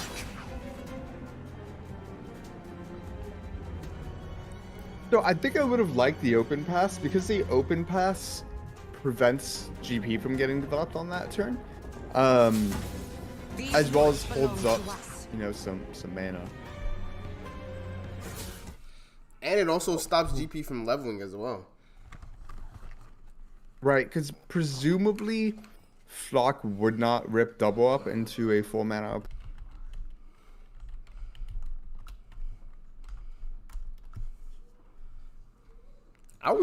I personally would think not. I don't think Flock would just rip it, right? And now that both sides, their hand size has decreased, another Genevieve is kind of insane. Oh, a second Genevieve. Gangplank only at 3 out of 5 though. If Gangplank were leveled now on turn 7, things would be in dire straits for Stan. But fortunately for Stan, GP is not leveled. And he won't be able to level this turn either. Yeah, GP's not leveled here. That's the biggest issue for Pink City right here, right? is that GP's not even leveled. Yeah, in the early game, they were just not good enough at pinging things. A Genevieve here makes the current Genevieve able to block without dying. Wow. Oh, he chooses not to go for it though. Oh. Yeah, instead a perfectly reasonable choice, getting the 2-for-1 with the Island Navigator. So perfectly reasonable here. Break their legs. Also going extra wide for the next Genevieve that gets played. Mm-hmm. I think it's very likely the previous Genevieve is traded into this GP. 3 damage will go through. Yep. Do not doubt. Wait, he's not? Choosing not to trade. So choosing not to trade means they take 1 less damage this turn. But the problem is that a GP, if the Nexus gets pinged even once, GP levels. Oh, look at that double up. But still dies. Lines are getting a little bit complicated. Yeah, that double up.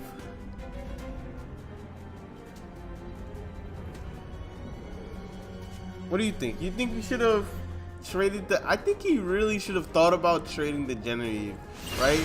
Because what if Flock top decks this double up here like he did? Well, if he traded the Genevieve, he would have died to this double up. He'd be actually dead. Wait, really? Right? Oh yeah, because it would have did 6. Yeah, you're right. He would have did 6 to face. And then when round ends, the 1 last damage he needed would have been enough. So I think it ended up being the right call, but I think the wrong call here wasn't developing the second Genevieve on the wider board. So this double up does go off. You take Gangplank is leveled up, and now there's still a way to kill this GP. This GP can die. But Parlay will be enough. This does it. Oh The yeah, parlay the to parlay to face. face. And the landmark should do it. This is it. Flock is going to advance again. Wow. I'm telling you. I don't know what it is. On Tuesday nights, Flock cannot be beaten. Flock just cannot be beaten. Like, actually. Wow.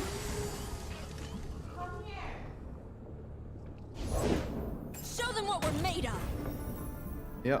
Unfortunately, the Cythria is nice, but won't be pushing enough damage to end the game here. GP doesn't even die to this. Oh, GP actually does die to this, but it's not enough. A GG, Flock wins, Stan is defeated. Wow. For now. Wow. Once more. Flock just can't lose on Tuesday nights. Alright, what else do we got going on here? Did Cephalopod unfriend me? Of course. Okay, I still have Sheeran the Mage added. He's not in game.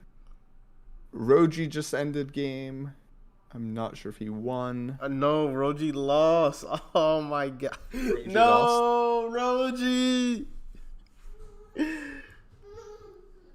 2-1 too, wow.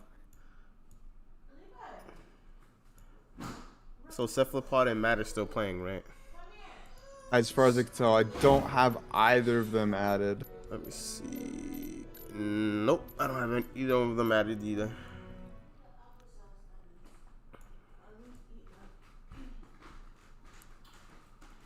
I'm gonna try and add Chewbacca. Okay. So I still have Flock. I still have Flock added.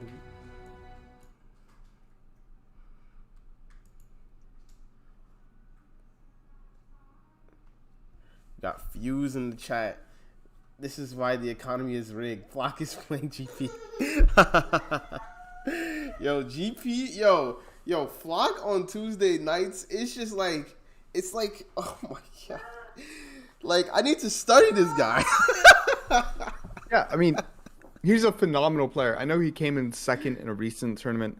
I think it was a Brazilian tournament. He came in second in. He's been back-to-back-to-back champion here. He's in the semis here. Just playing fantastically. Chewbacca did add me. So that game should be starting shortly. Okay. Whenever that game gets going. I'm still trying to see who won between Cephalopod and Matt. I think that game's still going on. Let me see.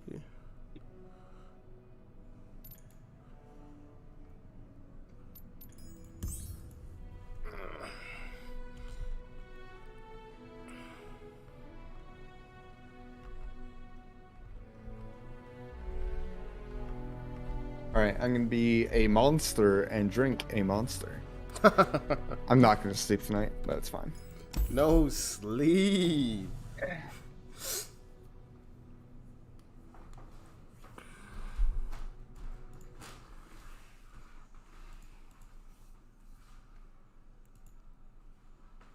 Go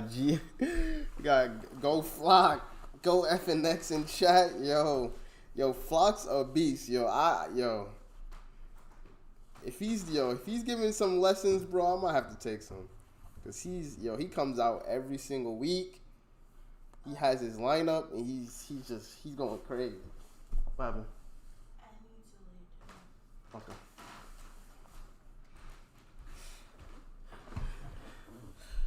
All right, since we were waiting for more matches to get on the way, until we see some matches, we're just gonna be talking in the meantime. Waiting for Doey to get back from drinking his monster. Oh, I'm back. Oh, okay. But I'm just looking at some of these matchups. So we were able to watch Flock into Stan, which Stan won that actual silver game pretty convincingly. And I was just, after he won, I was like, wait, is Flock gonna get taken out here? I'm like, is that it? Oh man. Yeah, especially because we're joining the series in progress. Mm-hmm. And the timer's getting down. I thought Stan had did it. Thought he took Flock out, but Flock was able to kind of pull out that game at the very end. Yeah, he pulled it back. He was just able to say, nope, this is my tournament. I came here to win. I'm gonna win it all. We should, if he wins again, we need to change this to the We the Peoples and Doey Nut pay Flock $25 weekly. Honestly. At this point. I think it's been literally every single match is just every single tournament just us paying Flock. 20. We just pay Flock every single time. So Are you in the game? Yes, I jumped into Cephalopod versus Bat. This looks like their game 3, so it's Sivir Demacia versus Let's do this. This looks like TF Swain. Cephalopod is at 10, Matt is at 8. But it's max Unfortunately, we won't attack. have the second hand. So Oh, this is Sivir Renekton. This stack hot off the presses. Rico Rex, like yesterday on Twitter, published this stack. Here's your I've played like 4 games of it with a friend, and it's solid. It gets there sometimes. I was super low on the Thrumming Swarm, that 7-mana card in Cephalopod's hand now, and it does work. It does work. sometimes it just smacks. Right. With an Absolver in the hand of Cephalopod, it's very likely that he's lethal on his next. Make it worth my while. Yeah. I feel like if he gets to his next turn, he's just gonna win, right? That's what it's starting to seem like now. We don't have cast condition here. So there are likely removal spells in the hand of Matt. Is this TF Swain Yeah. for Matt? This is TF Swing. Yeah. So something like a Death's Hand could be pretty strong. He could commit the Death's Hand now to try and get Renekton before he doubles. And Renekton leveling up. Oh, Fuse asked me if I was a champion, what region would I be in? Demacia. Easy. I actually really like Demacia. I'm not gonna lie. Not because my favorite champion, which is Lucian, is in Demacia, but I also like a lot of the Demacia champions.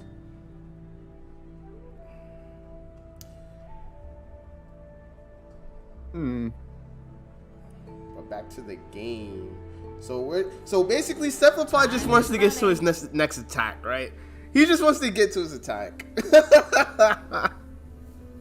Like, I'm not saying he doesn't care what Matt does. Obviously he does. Like, he cares about things like flock.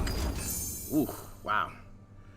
But he just wants to get to his attack. That's what he wants. He wants to get to his attack. If he gets to his attack, then he's probably gonna end up winning. Destination in sight. Ooh, Leviathan? Oh, Leviathan leaves him at 1. Ooh. Yeah, he has to kill this. He has to concert it this immediately. And he lets Renekton die. I must be behind you.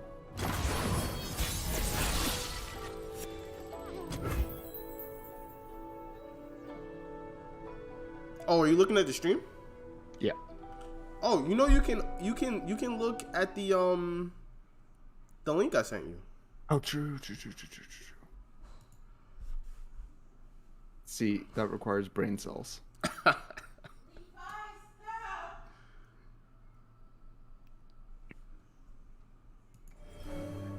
So Cephalopod just wins it, right?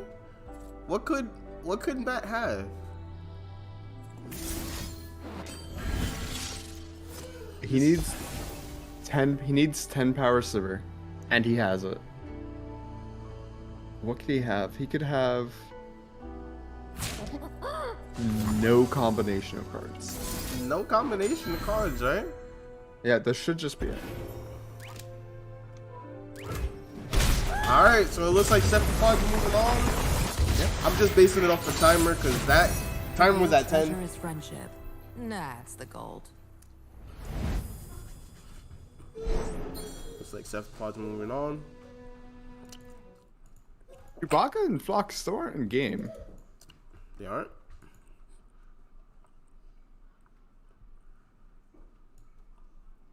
No. I don't know what's going on there. I do have Sheeran the Mage added. So when Sheeran the Mage and Cephalopod start, Yeah, then we can get their hands for sure. that'll be a good one. Mm-hmm. I scrimmed with Sheeran the Mage right before the most recent seasonal, and he destroyed me. Oh, wow. Yeah, it wasn't even close. Oh, wow. So you're saying he's a beast. Okay, got it. Yeah. Yeah. So Flock is in game. So who do we want to watch? Do we want to watch some Cephalopod versus Sheeran, or do we want to watch Flock? I'm going to relog because it's probably bugged for me because Chewbacca is still showing his way, so I'm going to relog. Okay. I'm fine with whichever. It's your stream.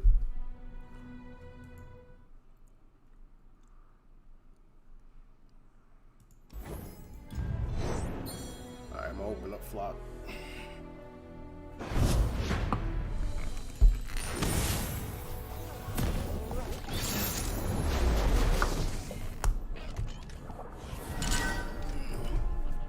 Looks like Flock out here with the pirate I'll aggro. shoot the wings off a Biltwa.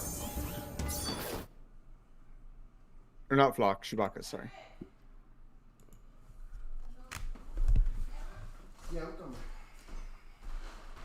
So we have the Pirate aggro player against Ping City, and it looks like Ping City has successfully been able to negate a lot of the damage that Chewbacca had wanted to put out. Now, with that being said, a big double up here. No way to prevent this from Flock, so he's just going to take 4 to the face here. He's going to trade down a unit. And now things are kind of looking a little close again.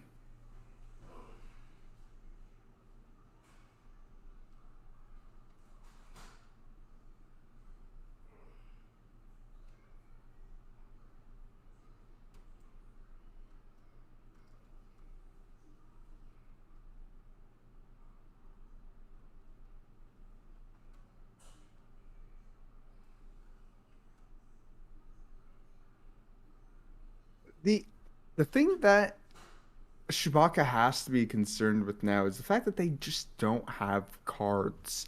They have one card. Obviously, we cannot see it. They only have one card now compared to a full wide board and an attack token for Flock. I expect a nice big swing here, forcing the small little tiny crackshot Corsair to block.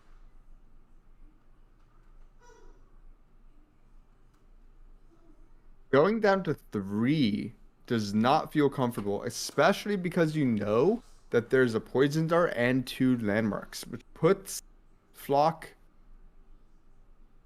WinCon on a 2-turn countdown timer. Somehow Chewbacca needs to find a way to deal 12 damage to the Nexus of Flock on 2 cards.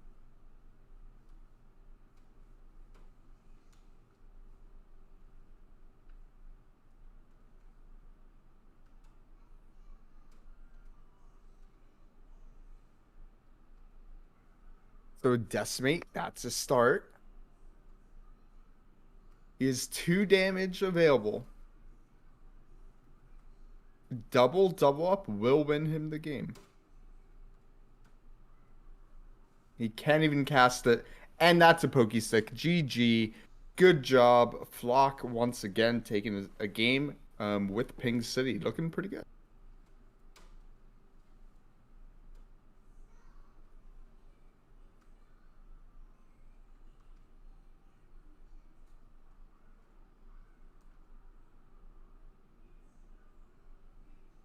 All right, next. We still should have another game of Flock v Chewbacca.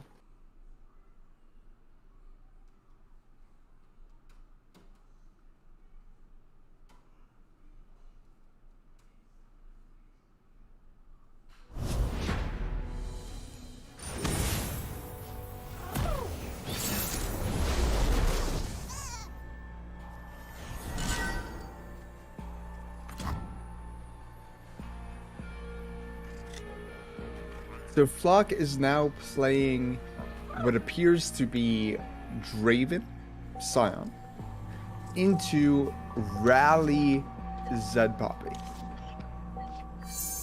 This has a few different kind of lines that this takes. The first one is Draven Scion being the aggressor. When Draven Scion is the aggressor in this matchup, they're trying to force the Poppy player to block. If they can force the Poppy player to block, they win. The second kind of situation they can have is where Flock needs to be the control player. And by that, I mean he needs to remove the threats of Chewbacca on curve. Okay. Zed gets dropped, the Zed dies. Poppy gets dropped, Poppy dies. If that happens, if Chewbacca gets greedy and plays them without protection spells available, Flock will absolutely run away with this game. Yeah, I'm back. I apologize. Alright, go change the league, bud. This is game 1 or game 2? This is game 2. Game 1 was exceptionally quick. It was Pirate aggro versus Ping City. Flock was able to take it on Ping City. Oh, wow.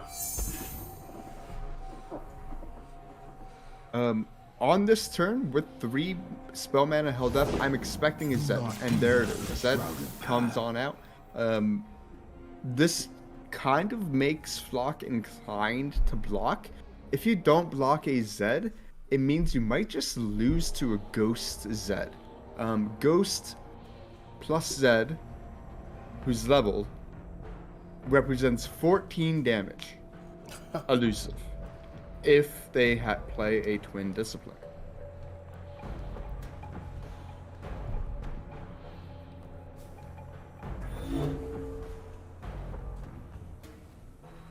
So the consideration here would be to play Get Excited or to just play Sump Charger. Sump Charger is indeed played, which means they're able to block without feeling like they're going down a card.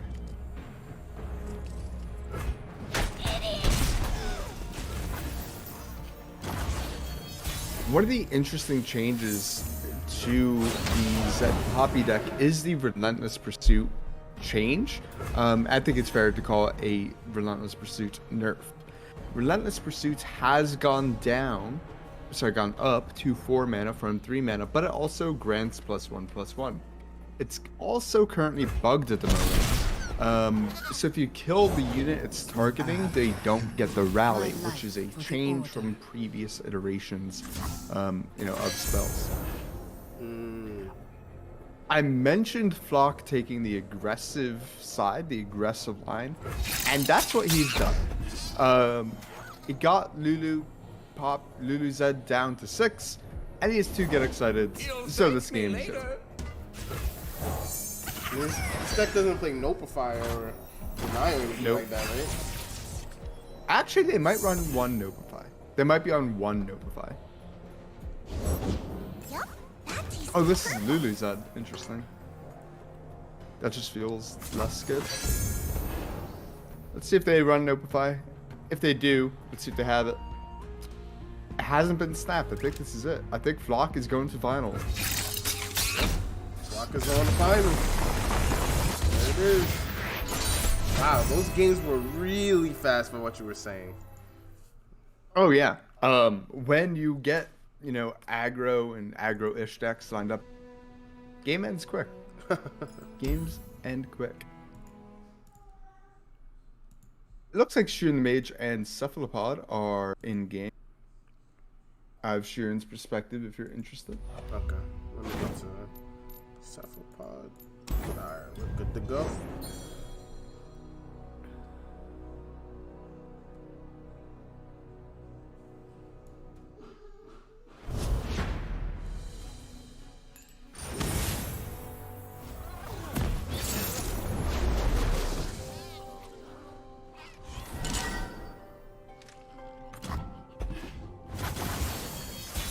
Do we have a Shellfolk mirror match? Which is awkward.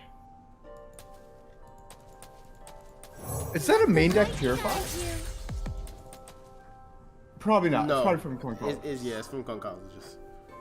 That actually cracks the mirror open. If a Shellfolk gets played from Sheeran the Mage, that thing gets purified. And then I don't know how Sheeran actually wins.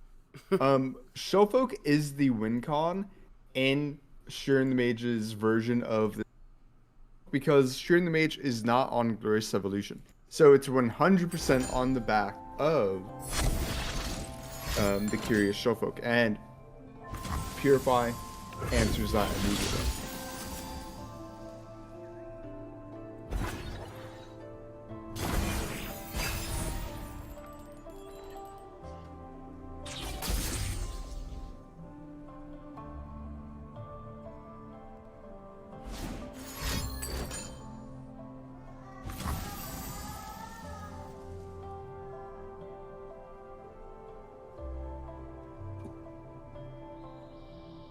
Get a nice little pokey stick here.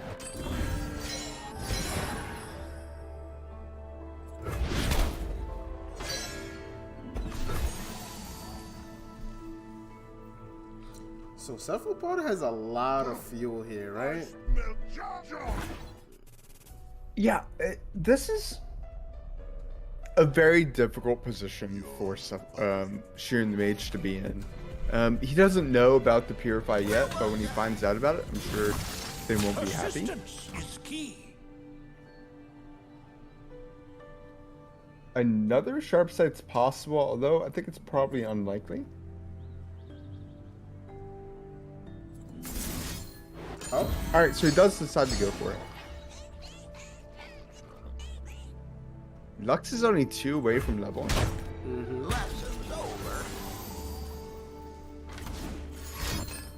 think he rips the third one here. No way. No way he rips third sharp sight. Say.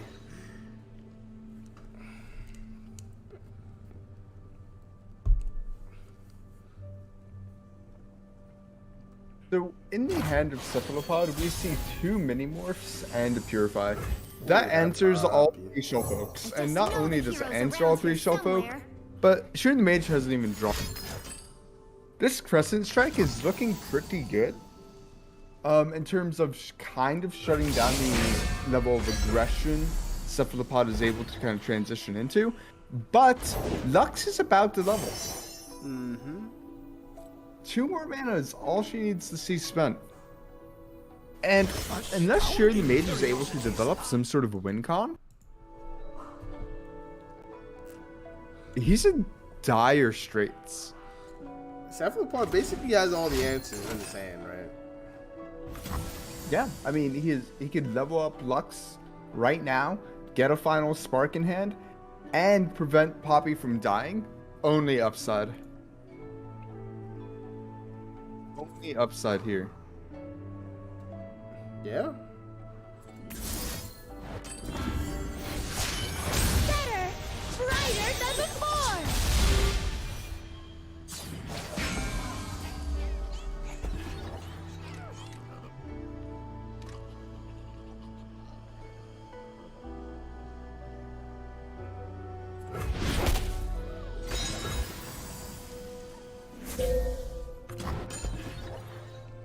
So it's Ezreal's leveled up. No more holding back.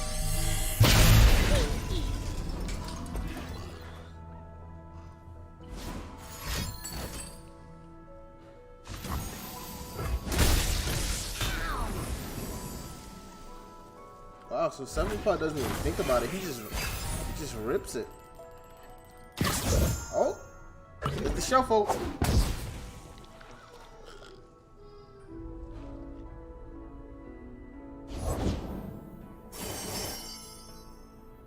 Oh, I'm still struggling to figure out how Shooting the Mage can make something that resembles a win con.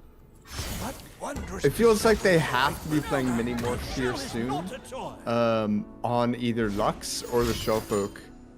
Copying the Shellfolk, that's kind of cute. And an Equinox, so he's And an answering a Equinox. Shellfolk and Oh, wow. getting a Shellfolk of his own. That's Kind pretty of good. cute. Kind of cute. That's pretty good. But now he has to play that Shellfolk and get through all these answers. Ooh, wait. That Dreadway. Hold up. I'm pretty sure he's just going to take Messenger, right? Is there a consideration to take the Dreadway? Oh, he does take the Dreadway. Yeah, if you take the Dreadway, your final sparks just win the game. That's 8 overwhelm damage? That seems insane. It's ridiculous.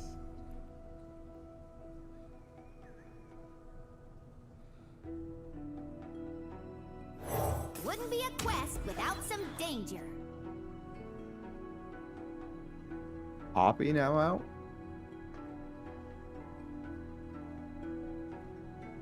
So now Shirden needs to make a choice. Alright, what do I mini-morph? Lux or Poppy? This is why I think Ezreal gets taken here. This is why I really prefer the version of Shellfolk Vi with Glorious Evolution instead of Ezreal. Because it lets you win games with like Poro Cannons that you otherwise wouldn't be able to win. I won't stand by. Funny enough, this that Lux Prismatic Barrier still allows him to hold up Minimorph. Friend out? Yeah, not only that, but there's a big attack coming in.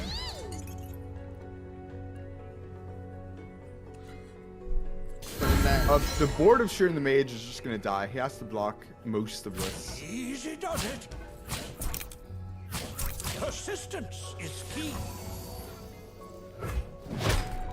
My research! Oh dear! There goes all his blockers. So you think he just landed this? Yeah, I mean, And at it's some just gonna point, get he rid of has him. to play the card that's meant to win him the game. I'm expecting an immediate Purify. Mini Morph. Kind of makes sense, because now you get the final Spark. No more holding back! He also knows there should... No, he actually does not know if there's another Curious Shuffle. Never mind. But he will find out shortly. Alright, going to Ezreal. Don't know what they're up against. This is perhaps one of the reasons why you're supposed to hold that mini morph, but he just has another one. He can just play another mini morph. Miss. Yeah, No harm, no foul. just play a second minimum if you wanted to. Yeah. I'm imagining that's coming out. And there it is. Now you don't have to block. Oh, wait, you do block now because Final Spark could go face. Mm-hmm. Lux buff. Relevant. That pokey stick. This Pokey Stick is essentially healing for 3 and drawing. It's a value play here. Because now Final Spark can't go face. My research! So likely a pass. Or sorry, a Final Spark. By the light! And then the board needs to get redeveloped for shooting mage, or else he just dies to an open. So we're just gonna see an immediate Purify here, right? Yep. There it is. Just a nope. And then we should see an immediate open attack.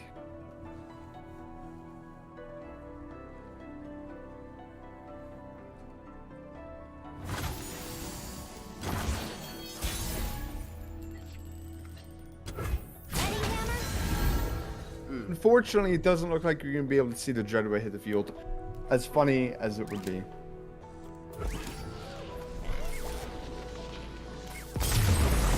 So Cephalopod taking game 1. Do we win? Okay, okay. Cephalopod taking game 1.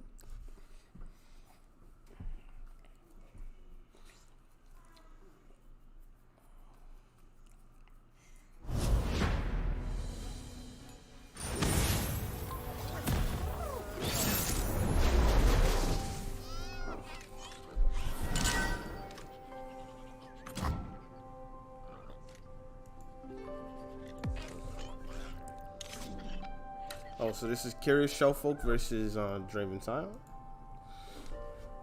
So who thinks favored in this? I believe. So Showfolk runs Mini Morph, which is good for Scion. True. They also run a lot of removal, which is good for that early game nonsense. So I'm thinking this is slightly Shellfolk favored, maybe 57-43. So I guess a little more than slightly Shellfolk favored. That would be kind of my read on the situation. Sheeran the Mage has 2 Scion answers in hand already, as well as kind of early game negation with the Mystic Shot and the Pokey Stick. So once they draw Shellfolk, I think they're pretty happy.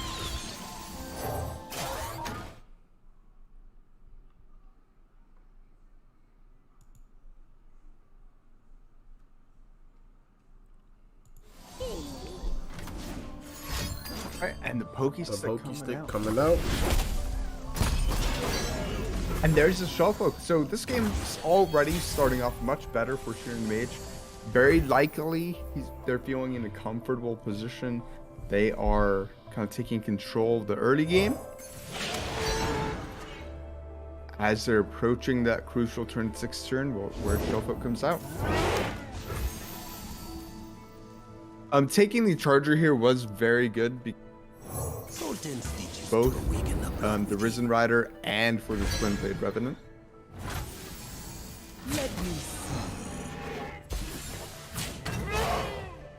They could Mystic Shot here. Mystic Shot is slightly more valuable than it used to be because of the Draven here. He goes for it. Yep. But if Draven was in the hand of Cephalopod, sure the mage would be probably pretty convinced that Draven would have hit the field. So, very likely we see a buy or a pass. Actually, the pass is the nice patient play. By passing, they are kind of preventing a top deck Draven or any kind of small to moderately sized unit from getting out onto the field because Vi can kill it. So it might not seem like a supremely valuable play, but Vi killing this Sump Judger is not the worst thing that's ever happened. Vi's just a removal spell.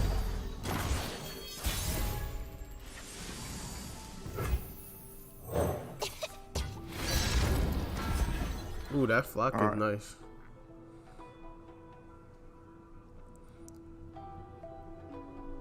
I think we might see a Curious Shellfolk here.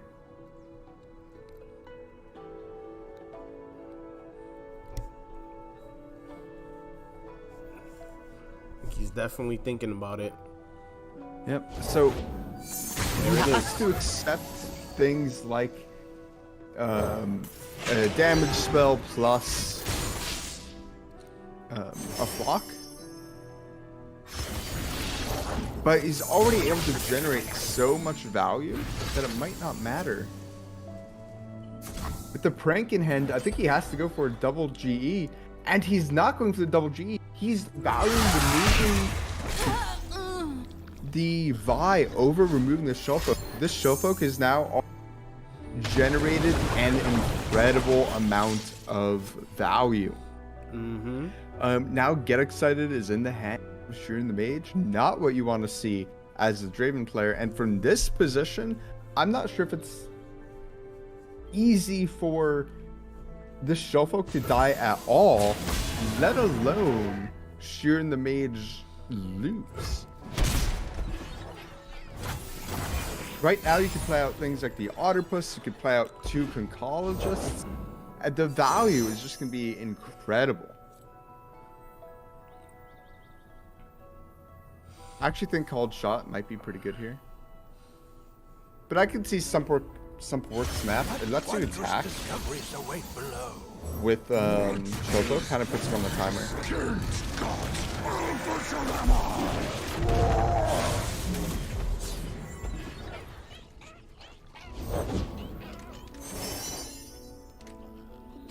Let us take a peek at life beneath the waves. Why, hello there, little love. Wow, look at the value. Yeah, it's Look so at much the value. It's so much value. They're having a problem where their hand is getting. They need to start trimming down the fat of their hand. So they're probably going to be discarding a Thermo Beam to play Get Excited. They don't have to, I guess.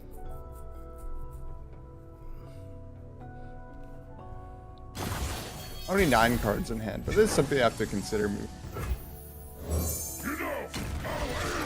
So Captain Farron is looking to kind of steer things in the opposite direction that they were just going in. The issue here is that these Dustmates can get pranked, and all of a sudden it's kind of a problem. Literally. 7 mana do 4 damage? Yeah, that doesn't seem too good.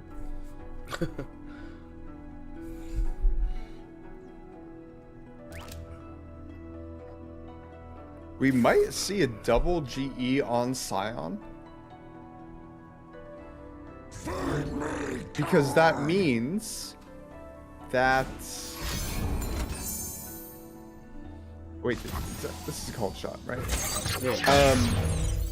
A double GE onto the Scion means they don't die. But then they're taking way too much overwhelm damage. They're willing to trade out their shell folk here. By willing, maybe forced into.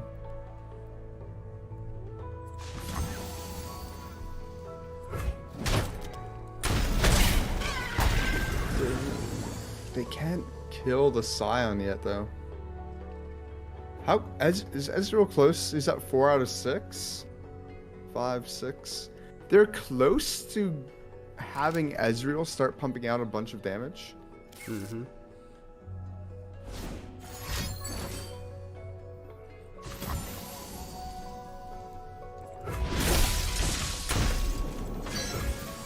Oh man, these decimates. They definitely putting Sheeran on a timer. This Captain Farron kind of did his job.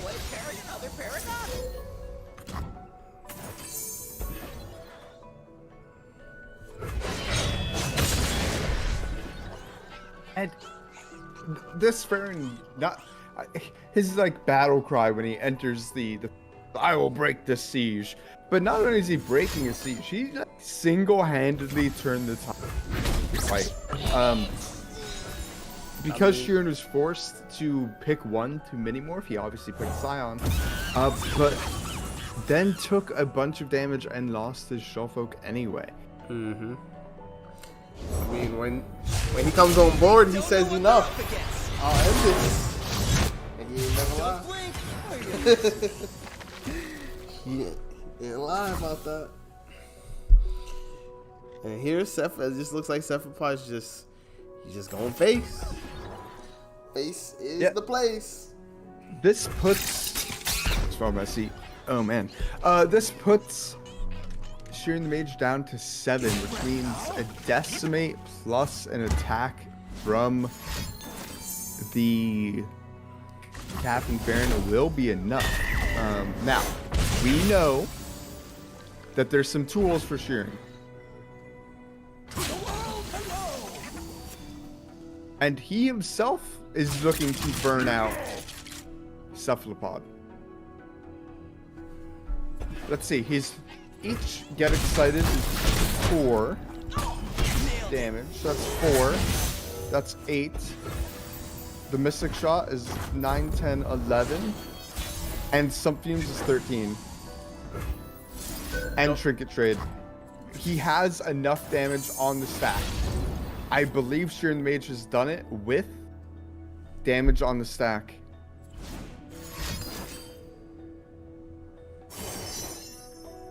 This does not matter.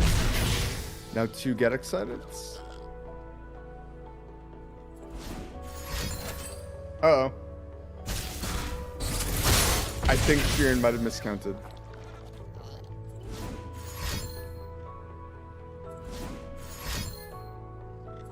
Oh, the Mystic Shot, the Get Excited are both 2. Alright, he got there exactly. Mm-hmm. Alright. For some reason in my head, I counted some fumes as being mandatory, but it's not mandatory, because it doesn't go face. Exact lethal with the 2 mana Get Excited. Ooh. That was a close one. That's an understatement. That was a close one, honestly. Sheeran the Mage had to dump his entire hand to get there in exact lethal.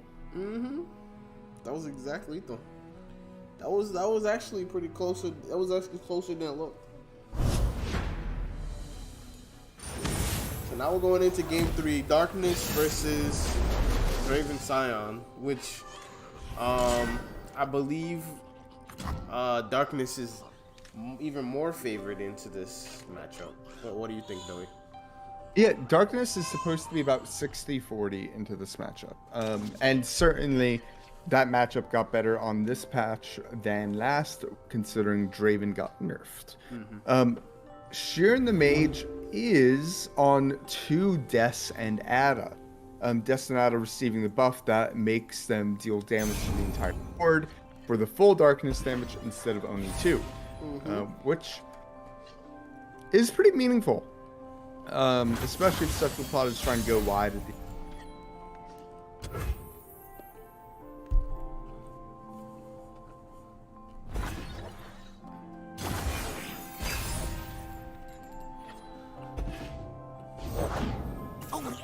command darkness, only I! So the Twisted Catalyzer comes out. One of the most important cards for Darkness to try and ramp up Darkness's damage.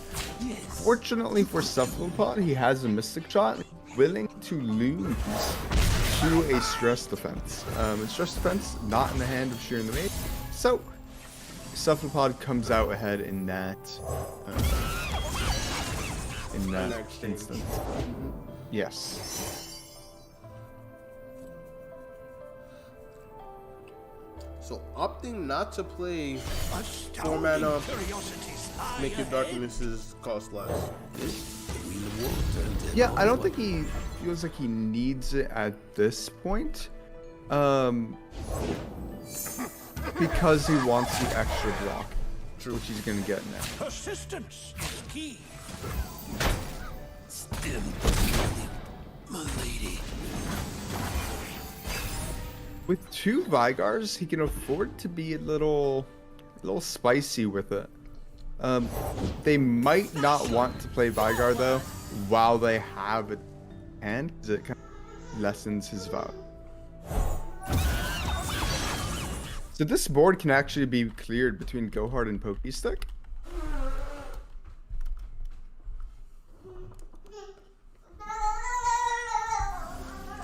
I apologize.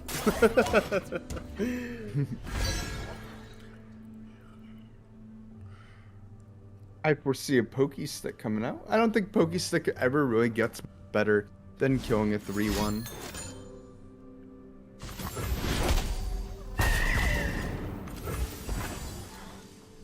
Chin up and smile.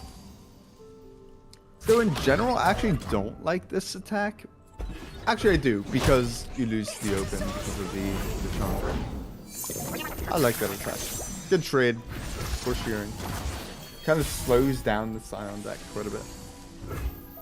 With a missed call, I expect Vigar to be played probably on this turn. He could play Vigar and missed call. Should it be in danger? This is true. So it does suck that Cephalopod is not attacking on 7, right? But I guess he'll have to just play Scion on 7 on defense maybe. Actually no. He'll probably be playing like Arachnoid Sentries. Actually, what will you do on 7? Honestly, Probably drop Scion. probably just drop Scion, right? I don't know how far. Ooh, looks like Scion isn't even close to being leveled actually. He's not. Is it 28? Oh, actually, no. He's gonna level. Powers at 7? Yep, he will Yeah, level. he's gonna level on drop. Yeah, so he probably is going to get played kind of as soon as possible. But the problem and why this matchup is kind of Darkness favored is things like Minimorph. Just kind of negating that raw power that Scion can place on the field. That's true. I mean, well, we can see because we have caster vision. I mean, we can see everything, right? We can see that Shura does not have Minimorph. He does have Minimorph in hand, but he does have an event horizon, which in a pinch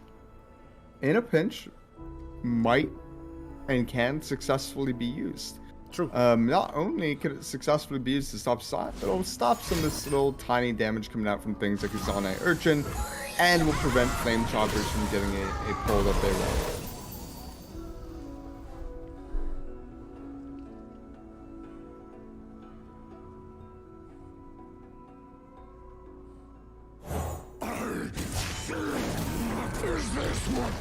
So I like the Scion being dropped here, especially because Sheeran the Mage is under 6 mana. Being under 6 mana on this turn means that they want to play Minimorph next turn, they have to commit essentially their entire turn to it, which will likely not be a good tempo play for Sheeran the Mage anyway.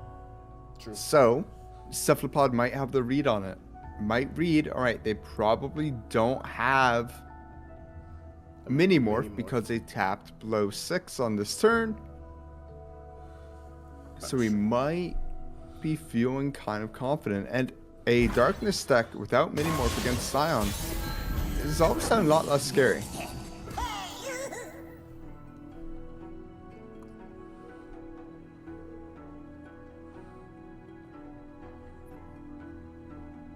He could apply pressure onto Vygar this turn. Applying pressure onto Vygar with the Arachnoid Sentry and the Ravenous Flock might incentivize Sheeran the Mage to spend mana to try and protect him, as Vygar is considered the win con of Darkness deck. So if he spends mana trying to protect the Vygar, it kind of ups the value of Scion and his ability to end the game.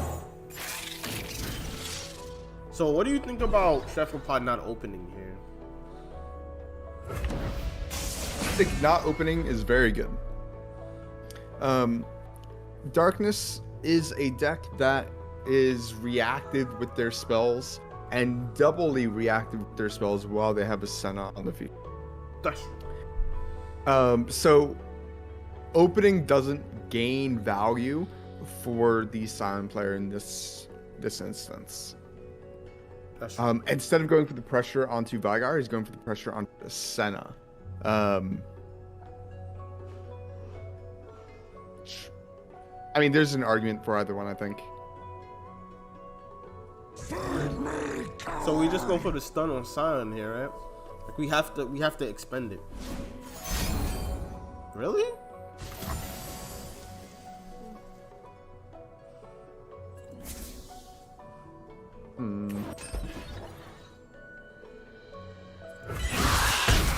Second time's worth. Make the hurt your weapon. Wait, how much is that Darkness? 4. Oh, okay.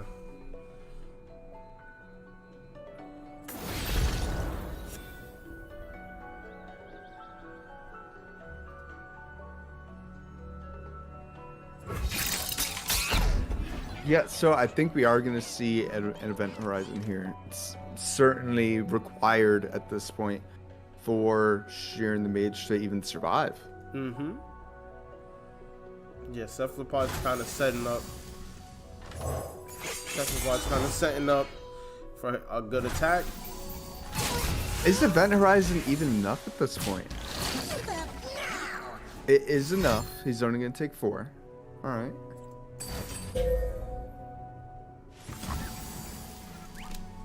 Oh no! You could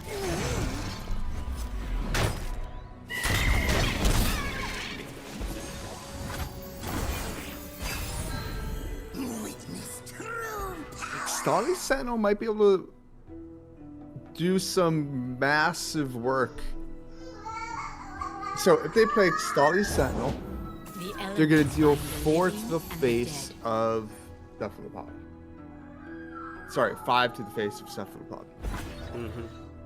Then they heal for 4. And then next turn they can deal 6 to the face of Cephalopod. That's not enough. I mean, doesn't he just go for this Mystic Shot here?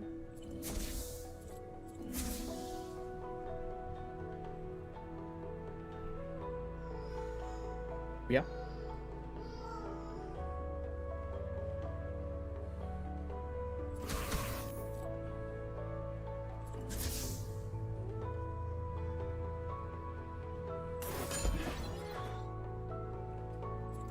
Mystic Shot onto Vygar. That's pretty much going to seal it. With Vygar being dead, now Darkness can no longer face, and they can't do any kind of weird chaining with Darkness that they otherwise would have been able to do. So it looks like we're going to have an open attack. We're going to pull the Extolly Sentinel all the way to the end with that 0-2 Challenger. Doing that will enable them to delay the lifesteal from happening until the crucial damage is dealt. Oh, also drawing a Scion here. Perhaps more important than the Scion draw is the draw from Sheeran the Mage. That is a stress defense. Stress defense will mean Oh, he That's gets to live. he gets to live. What a draw. Wow. Yeah, that was the ideal draw. Minimorph would not have been enough. I will drink your darkness. A perfect top deck here. Not only does he do it, he's gonna heal for 1. So we have to see a Conchologist come out. Yep. Unspeakable Horror looks pretty Let us good. take a peek at life beneath Very the good. waves. Draws a card, essentially.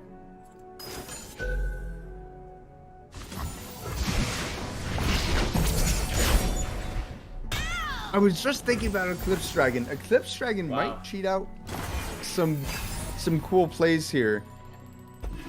But they can't Nightfall at this turn. Through conflict, we grow. Lamb to the slaughter. I understand. Very cool play. They can miscall now. That is true. They can miscall now. Oh, and now they can Nightfall. And now they can Nightfall. Not only can they Nightfall. Oh, what a turn. Wow. Wow. And now they could play Darkness. And now Life is sick. Scion's only pushing 3 damage on and the first attack. The problem is still the second attack. I wonder if they weren't supposed to play an Ixtali Sentinel here instead of the Eclipse Dragon.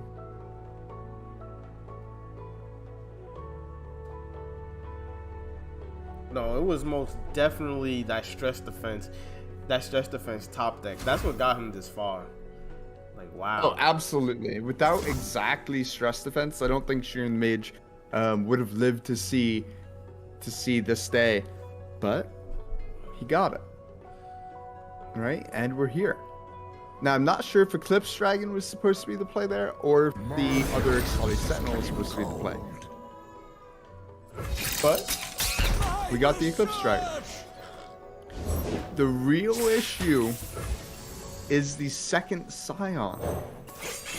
Or by second Scion, I mean Scion that returned. I don't know how Sheeran with that. Hidden Pathways, they could get a second stress defense. It could definitely be second stress defense. Okay.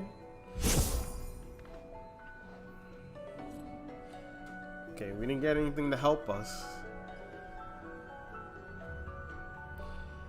So we just... Darkness costs 2, right? Yes. Steady as life and death. So if we block like this, we're at 9.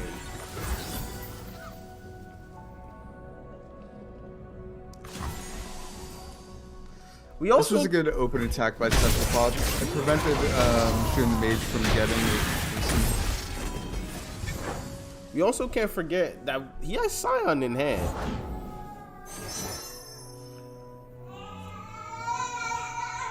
What happened? Mark of the Isles What wondrous is discovery. kind of good. He can't play it though. If he wants to develop the lifesteal.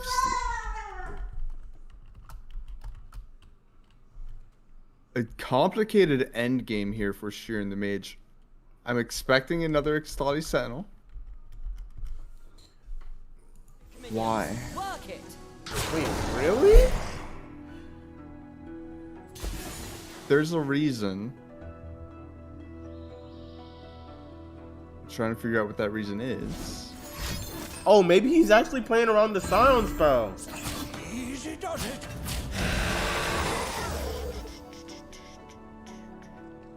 I think that's what it is. I think he's playing around the Scion spell. I don't know, he's dead to get excited right now. Yeah, that's true. There's a mini morph. Alright. Excised Sentinel is looking good. He wants to heal. Anything can be scattered to its elements, even us. There is a second side, but he has the Oh, he has the Minimorph this time. Minimorph. Oh my god. Wow. So he can't attack. He has to pass. What a game. He has to pass. And if he passes here and Cephalopod were to develop, he would have that darkness, of course. Not only the darkness, but the withering mist as well. Mm-hmm. Shearing the Mage is so close to taking this one. Is this already game 2? This is only no. Wait.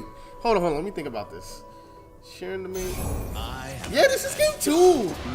Yes, this is game 2. No.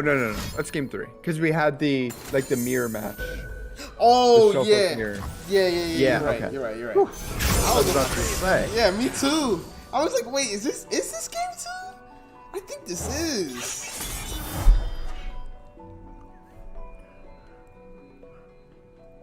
Okay, so we just do we darkness this? Yeah, that 100% gets darkness. But he has the survival skills. Oh wait, that doesn't do anything. That hits Scion, yeah. I think he's actually pulled it out. He top deck stress defense and maneuvered this last kind of end stage brilliantly and eventually hit Minimorph. Yeah? And this Cadrigan is just like a casual 9-6. Because he hit an Eclipse Dragon? How crazy.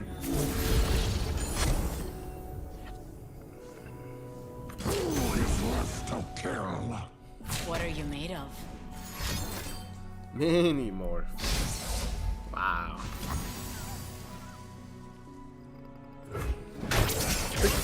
Only one copy of Gohard has been played. The problem now is that we're seeing the infinite value of the Twin Blade Revenant. That card is still very good. Yeah. It's still a great card, and Cephalopod's able to go wide.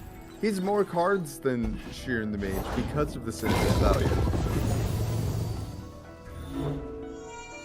Oh, Exile Boy wants somebody to explain the timer. So, the timer for each side, so when you see the red, that matters less than the time in the middle. That's pretty much the best way to explain it. Yeah, so long story short, the timer doesn't actually make sense, but there's the timer in the middle is the match timer. Once that goes down to 0, there's a bonus 5-minute match timer. If that expires, the player with the lowest amount of time wins, or lowest amount of time loses. But the game would have to go for another 10 minutes. Doesn't look like that's going to happen.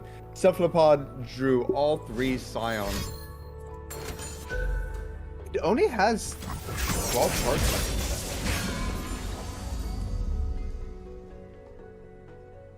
There's another Minimorph in the deck of Sheeran the Mage. And another Stress Defense. They're at 10% to draw Stress Defense. Oh, wait. Oh, the game's just over. I'm not paying attention. Yeah, he has attack token. The game is over here. Wow. Oh, what a game. They were so close. So Cephalopod takes it. 2-1. You called this finals. I did, right? Cephalopod v Flock. You called the finals. Flock is looking to be back-to-back champions. I'm about to message Cephalopod. You gotta do this. No. He's in the zone. Right? He's in the zone. We can't have caster bias. You're right. But with that being said, if he goes back to back, then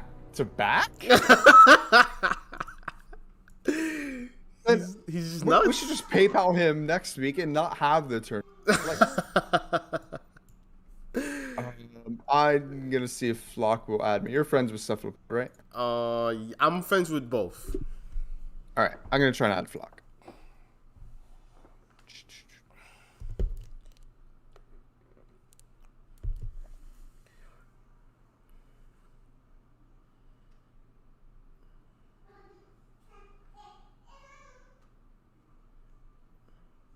I'm gonna check on Levi. I will be right back. Just give me one second.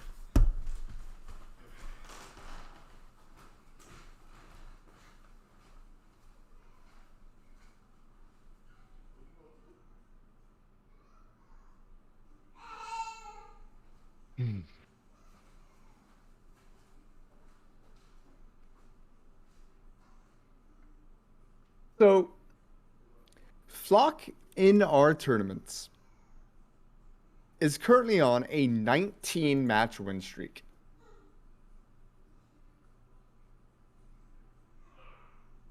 I'm sorry, an 18 match win streak.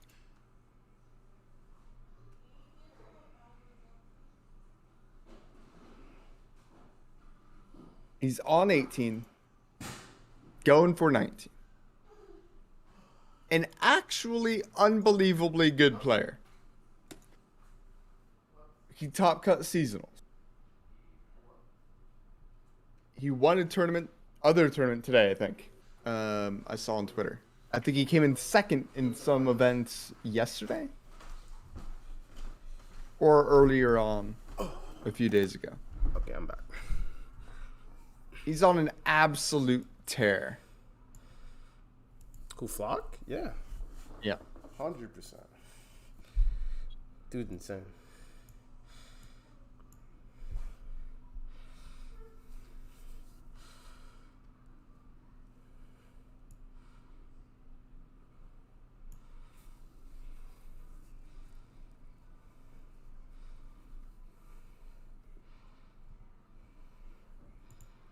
All right.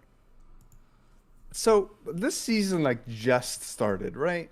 Mm-hmm. The seasonal is in a month. The open rounds to the seasonal are in a month. Wow. It seems so close. It is so close. It's right around the corner. Wow. I think we have some grinding to do. 100%. How is your grind gone so far?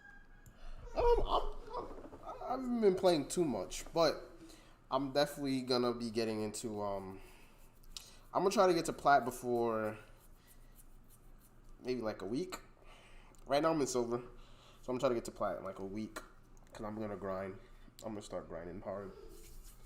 But once I get to plat, then I'll be able to tell you okay, maybe I'll be in masters, maybe whatever day I get to plat. Yeah. So far, my how's your climb's going grind? pretty well. I haven't been playing much either. I'm plat 2 right now. So my win rate is pretty good, or at least I consider it pretty good for how much I've been able to play, which is pretty nice. I'm somewhere around 55%, I think. That's good. That's good. In ranked, I would prefer to be a little higher. I've been spamming now Zed Poppy, and I'm up to 75% in ranked on Zed Poppy. 75? My goodness, dude. I'm on 75% on Zed Poppy. It's absolutely insane. Wow. So I'm gonna keep spamming that deck and see where that takes me. Dude said 75. Oh my god. That is smoking people. That's what that is. Yeah, it's a good time. So it looks like Cephapod and Flock are in. They are banning decks. So let's give them another 1 to 2 minutes so they can ban decks, and then let's get on into it, right? You got Flock? Yep. Got Cephalopod. Let's get into the Mystic Shot Podcast Tournament number 2 finals. So this one, I feel like this one went really fast, right? Because obviously less people, but also there weren't too many issues with any admin issues or anything. Yeah, it's been kind of nice. So everything just went smooth. Yeah, we would still have one more round if we had the usual amount of people. Mm-hmm. It would have been one more round. on Hinge said my Z Poppy beats your Z Poppy. Probably unhinged. You're just too good, man. Alright, so we have Pink City against Action Silver. So this matchup is favored for Action Silver. Especially as we saw in an earlier game, Radiant Guardian being checked into Action Silver lists make it very hard to beat through. Wait, but remember, Cephalopod isn't bringing Action Silver. He's bringing Renekton Silver. You're absolutely correct. He's bringing Overwhelm, the new Rico Rex deck. I forgot. Thank you for correcting me. I mean, he might have. I mean, I could bring up the list right now. I don't think he has Radiant Guardian by what I looked at, but. No, he should not. He absolutely should not have Radiant Guardian. So, again, I've played a few games of this new Rico Rex list. It's pretty good. One advantage that it might have in this matchup specifically is the fact that the Pink City units have low HP, which means they effectively cannot block Overwhelm. buys me a new sail. Out of my way. I apologize.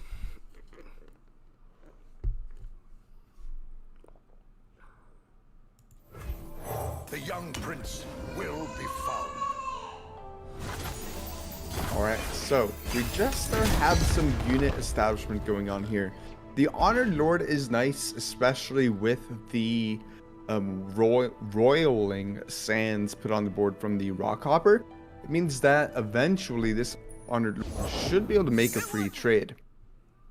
But the Lecturing Yordle plays around it pretty well. Obviously, the Honored Lord cannot kill the Lecturing Yordle on a single attack. Mm-hmm.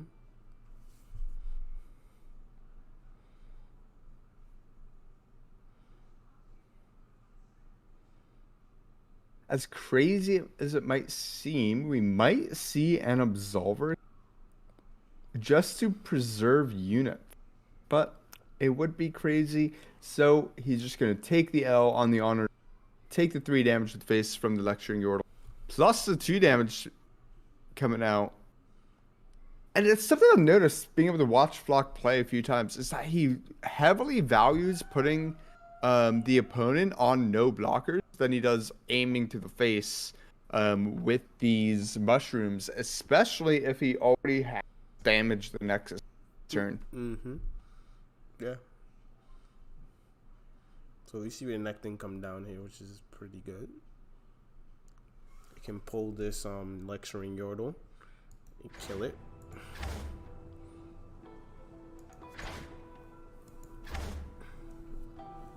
See how Flock responds. A gold card seems perfectly reasonable. Typically, you want to just red card. But a gold card seems reasonable. I'm always up for a round or two. Yep, there it is. Gold cards it. Then I anticipate a Crackshot Corsair.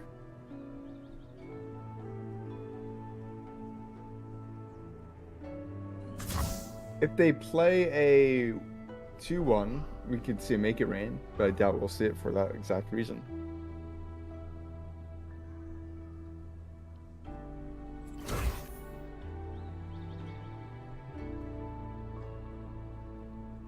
What are you waiting for?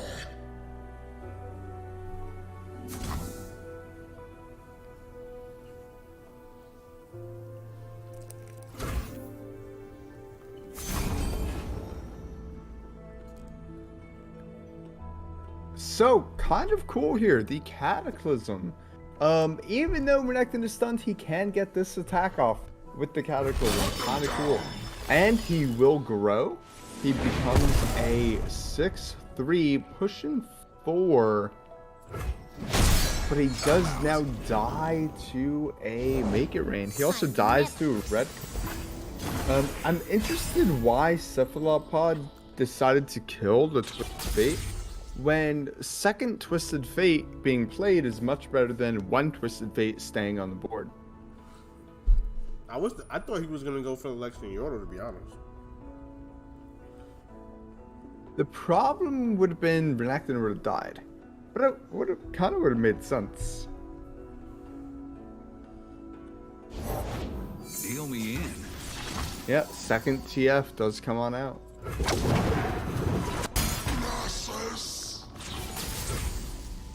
And now an empty board for Cephalopod means a minimum 3 damage gets taken from the open plus the crack shot. In range. Open attack seems likely now. Took it There fair it and is. square. But 6 damage getting pushed. Plus the one from the lecturing Yordle. Puts him down to 4. Chaos and destruction. Looks like Pink City getting the work done. Yeah. He has the game in hand, right? Vengeance. 1, 2, 3, Oh, so he 4. chooses not to go. Oh, yeah. Well, now he still has it in hand. Now he has it in hand because of the barrel. So I'm expecting probably a pass right now, honestly. All right, chooses not to be greedy because he knows he could always barrel, make it rain again. Barrel, make it rain into the line 'em up is indeed GG. All right, so Flock coming out in the grand finals, about to be a 4-time winner. If he can seal it, if he can seal the deal, needs to win one more game. He has this one secure in hand. And something odd there with the GG. He knows what's up.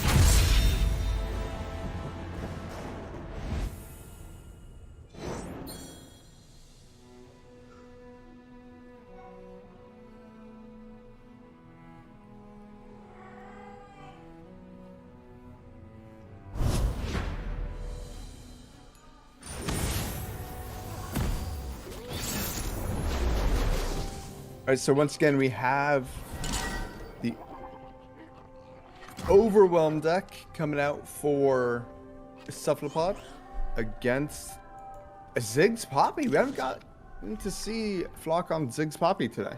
No. It's the first game I've seen him play Ziggs Poppy all day.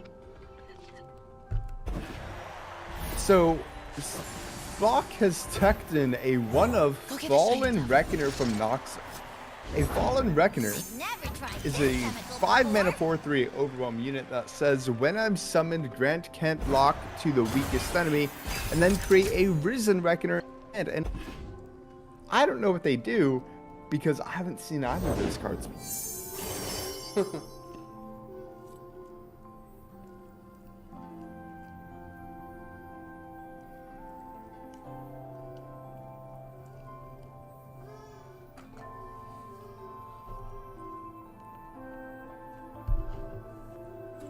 Astounding curiosities lie ahead.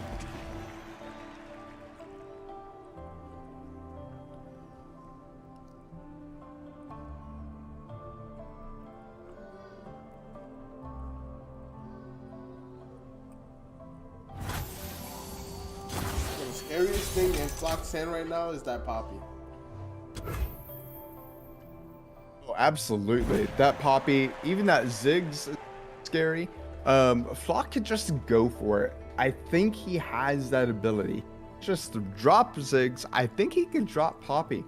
What is an Overwhelming deck gonna do without the attack trigger?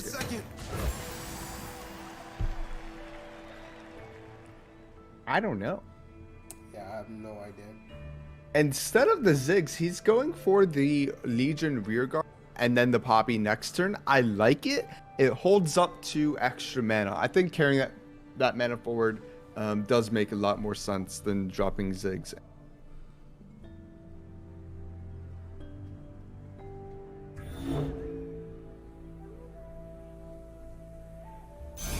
Gonna find find a gift for Renekton, right, Arda?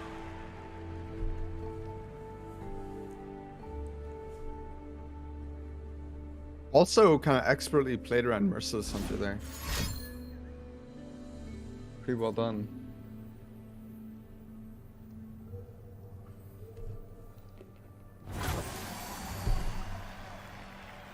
They will sing of our... If you've hurt him.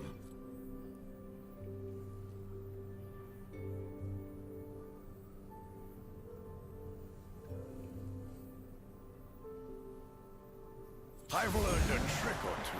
So, Flock is, Persistence is key. I was gonna say, opting to not trade down, but he is opting to trade down. Doesn't want to take so much damage. I think typically you see the player not want to trade down their board because they know if Poppy's coming out, their board gets bigger anyway.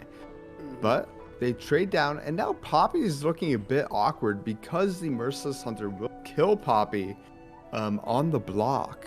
There's no mana up to stop that from happening, which is why we're seeing an open attack here to try and push out 3 damage. This one's a fighter.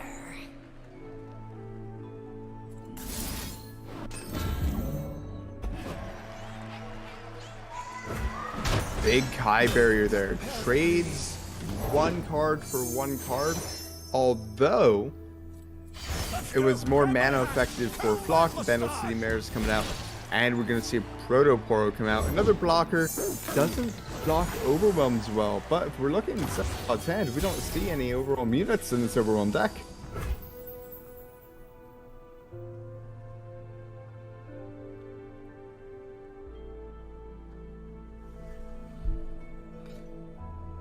I would absolutely love to see a second Mare come out. So I think Flock is just kind of chilling here, right? Because Cephalopod has to somehow figure out a way to put on the pressure. Like, unless he has a tag token, it's really hard for a Cephalopod to really put on any kind of Love it pressure. when they run.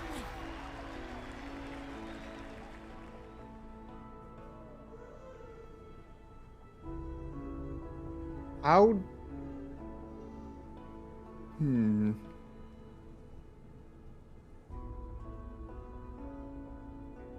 With the second gift for Renekton, Merciless Hunter, there we go, coming out, I'm starting to believe we might see Ziggs dropped here or Poppy dropped here. Done. So trying to take only a limited amount of damage ends up being kind of the right call. We see quite a bit of damage being represented here. Ziggs Poppy is not a deck that really wants to be blocked, but right now it's a deck that has to be blocking. Let's see if Flock decides to take the trade at 4-2. He passes on that trade. We see another Mare come out, probably a Proto Poro coming out, and then a Poppy develop next turn. And this turn and the following need to turn that Flock stack turns the corner. He's been playing from behind this whole time. He would love to be able to play from ahead, even if it's just for a little while. I just know the hero's around here somewhere.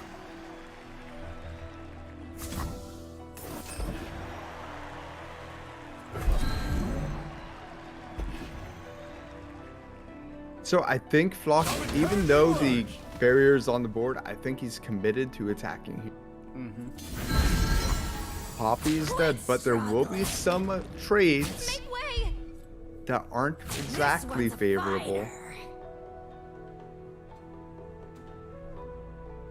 The Ziggs is retained and can't be killed by that Merciless Hunter.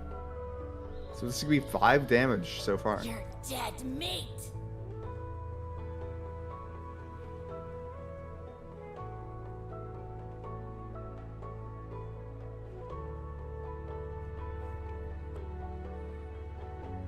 It was actually 6 damage because of the impact. It was 7 damage because of the impact. Wow. This is now going to be 4 damage being pushed 5 damage, excuse me, being pushed. The Absolver to trade out the Merciless Hunter. Is it nap time? And now the Merciless Hunter for Cephalopod is allowed to attack because the Protoporo cannot lock. This sets I have Flock down to only 8 HP. If it's made of sand, I can write it. Rock Hopper. The Lecturing Yordle is an incredible maneuver at this point. It is a fearsome blocker, and it also prevents further development because of the removal he generates. So the Waking Sense comes out. It does not do too much because of the little ping. I really think Cephalopod probably should have played the Challenger on it because then it threatens. Oh, it has vulnerable. It has more. Yeah. Excuse me.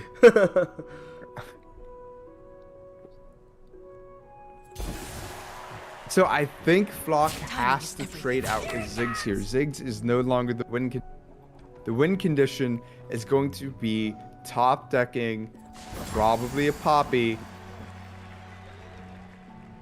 or possibly something like a third mare, possibly a Stone Stacker. It's pretty good. There are some options for Flock. I mean, next turn he has 3 + 4, it's 7, and then whatever his top deck is. He's representing is a total of 10 damage available to him. Sand and trouble far as Wow. I can see. The Ruin Runner! If not the best, definitely one of the best top decks available for Cephalopod. That alone, with the Sharp Sight in hand, is going to be pushing quite a bit of damage. It also is preventing things like... Oh, no. he can't That develop. Oh! Actually did it! Wow. He did not! Oh my gosh. He had the Because game. he wasn't pushing quite Smells enough. like adventure He was and not money pushing to quite be- enough. Oh yeah, you're right. Yep, he wasn't pushing enough. He had to develop there, but we see because we have the vision that he gets the Noxian Fervor top deck. There was no healing in the deck of Cephalopod, and he wasn't quite able to draw the Overwhelm units early enough in the game.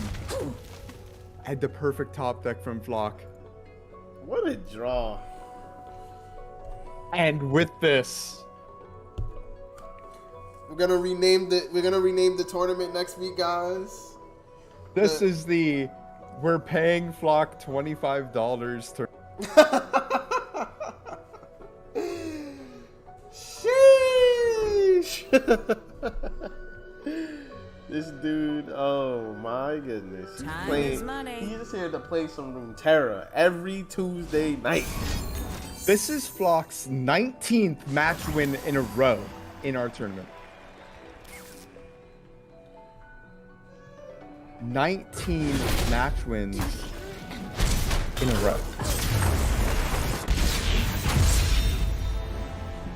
How? Now it's personal. 19.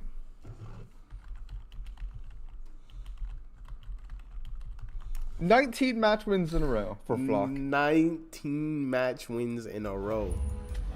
He's a god. Should be. He's I actually. didn't watch all of the first tournament, but I know the second and third were 5 wins. I know this one was 4 wins. So if the first one was 5 as well, Yeah, that's the first 19. One, yep, the first one was 5 as well. 19 match wins for Flock. That's going 9-0 in seasonals twice in a row. +1. Shit.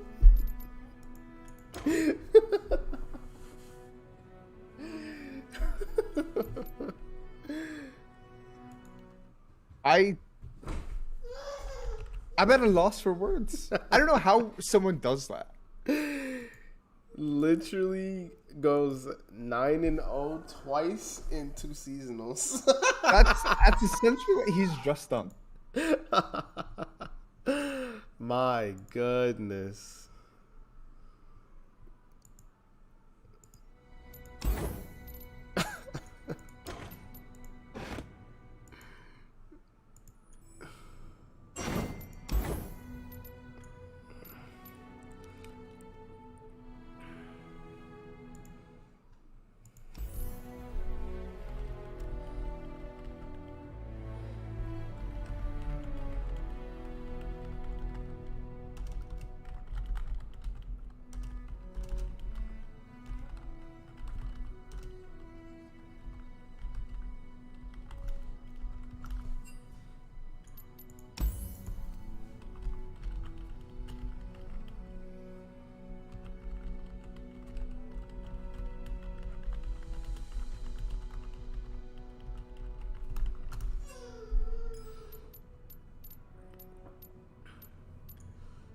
I don't even have words right now. Like, I'm just lost. Has he won every time? Yes, Unhinged. He has not dropped a game. He's not dropped a match. He's on 19 match wins in a row. In a row, he's on 19 match wins. It's unfathomable. Like, this does not happen. That's not something that's real. It does not exist in real life. But he's done it. Flock's just too good. Honestly, I don't know what to say. I don't know what to tell you. He's just too good. It doesn't matter if there's 32 people here or if there's 16 people here. He still wins, bro. Yeah. And it's not like we have a bunch of random players here. No, Like, no. We There's have some good. high-ranked Masters players. Yeah.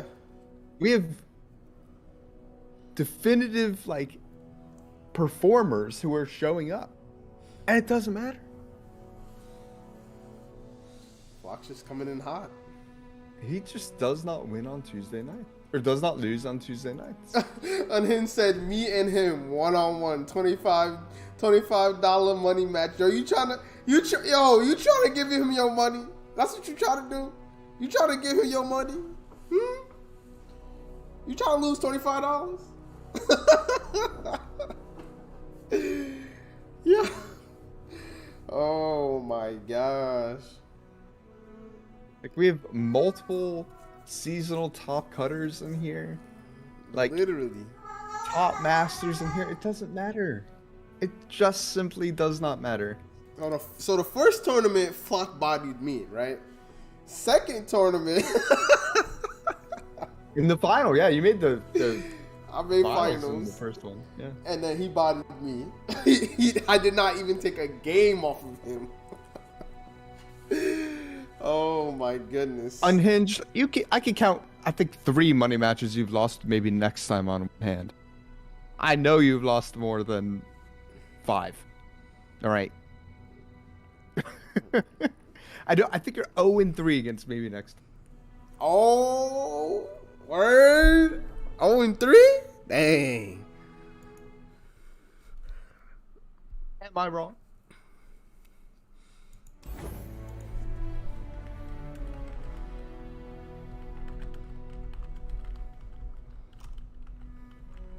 You've lost 2? Alright, I could be wrong.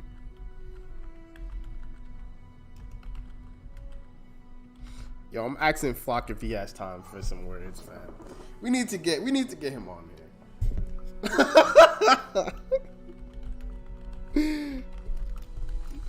I'm asking I could go look at the bracket from the first one, just to make sure. I'm asking if he has time to talk to us for a little bit.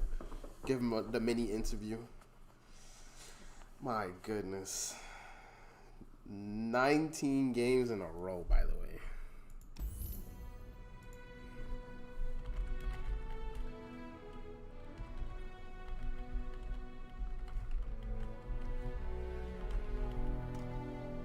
Yeah, it is 19 because Flock didn't get a bye.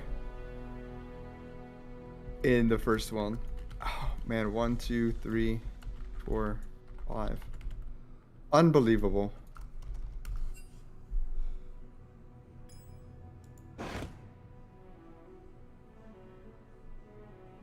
Fox said, thanks God tournament.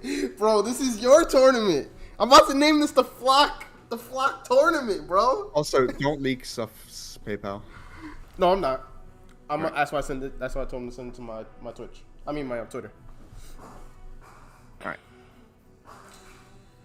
Oh my goodness, bro. Jeez. Hey, Cephalopod in the chat. Good games, man. I really like that new Overwhelm deck from Rico Rex. I haven't been able to play it like too much yet, though. What do you think about it? I thought it was a really good deck, to be honest. I just don't think it was good into Flock's lineup. That's just my maybe I'm just bad. Maybe I'm just not seeing what Cephalopod was seeing, but it just didn't seem good into his lineup. But it seemed really good against a lot of other decks that game. Yeah, I mean, he made it to the finals, right? So he's obviously doing well. Yeah. I thought it was going to be kind of good into Pink City because the units are so light. Although, I guess the Lecturing Yordle has a bit of health. Yeah, it has a big body. It's pretty sketchy sometimes, but for sure. Pretty sketchy. Yeah. I just don't think it was good into Flock's lineup. But honestly, when we watched him in other games, it performed pretty well. Be honest, it performed pretty well, in my personal opinion. It's just Flock's like, yo, I'm trying to play these 10-minute games. Yeah, I think I might. I don't know. I'll give it a shot some more. He's not trying to play the long game. He's trying to play 10-minute games. Mobalytics is telling me my average match strength is 2 minutes with Zed Poppy. It's pretty nice. Wow, that's pretty nasty. All right, I think that a match between Unhinged and Flock might go on. Man, Unhinged is coming like, I don't need to play in the whole tournament.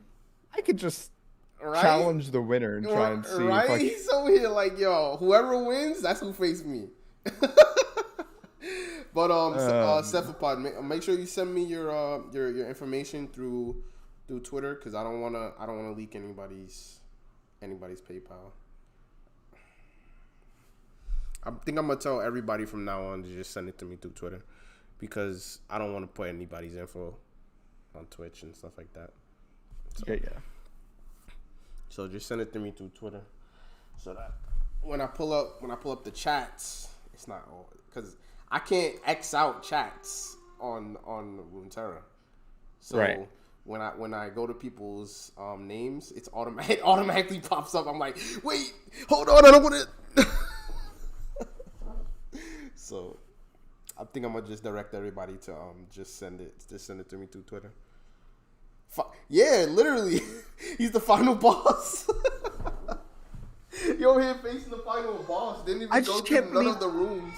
He's on 19 match wins in a row in our tournaments. I don't like it. That's an unfathomable number. Like, not only do you have to be really good, but for 19, you gotta be really lucky and really good. And I don't even know. 19 in a row. Absolutely incredible. Honestly, it's a little crazy. Honestly, it's a little crazy. Like, God, it's like I want to root for Flock, but then it's like, God, like. But also, like, I want someone else to win. Yeah, that's why I was like, I'm tired of taking our money. It's not even. No, it's not even about money. It's just sure. Like, yo, I want Cephalopod. I want somebody else to win. But Flock's just like, no, I'm here to win this. I came here to win this $25, and that's what I'm doing. Yeah, Morty wants to see how long he can keep the streak going, though. Like, what if he gets like 7? What if he gets like 7 in a row? 7 in a row? Oh my goodness. He's quickly, because I'm able to watch so many of his, quickly becoming like players. 2 weeks ago, his plays were insane. They were so great. I was very to be able to watch them.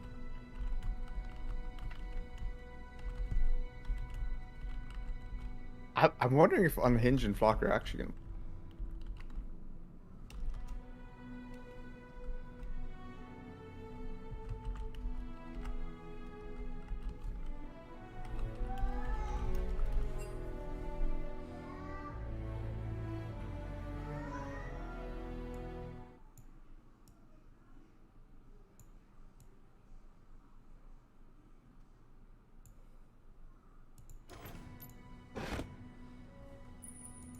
They're probably not gonna face tonight, Unhinged right? is talking in my chat now. I'm about to dethrone him the moment he cues. Some smack talk.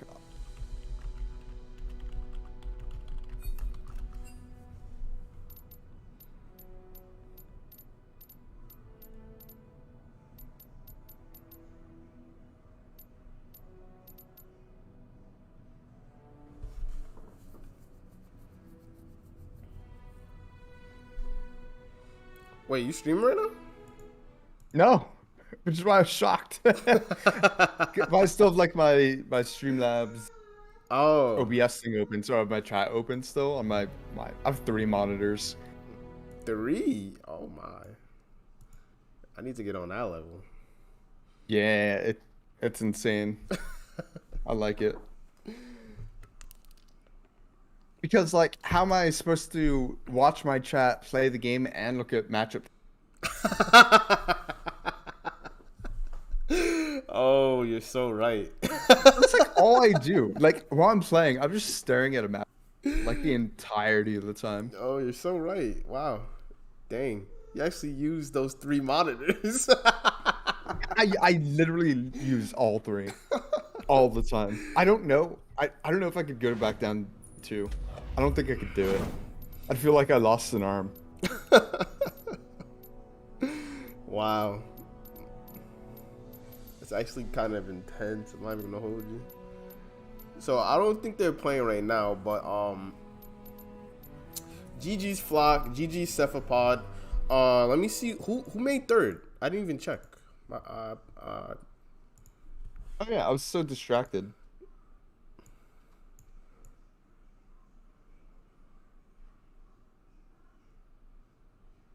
Oh, did I not even set up a 3rd place? Oh, I'm so bad for that. Oh, whoops. I wonder if they knew to play each other. One second.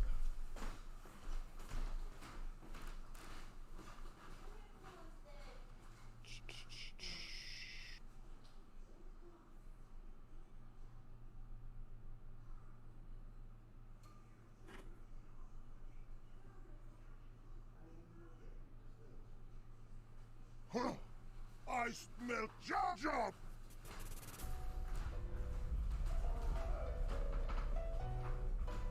You're ugly.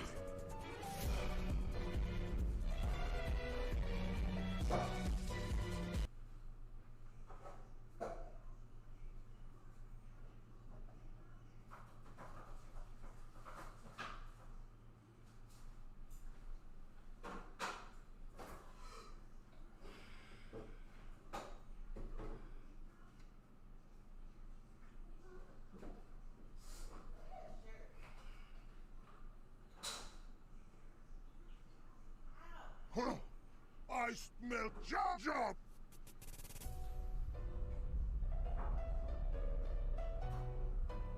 You're ugly.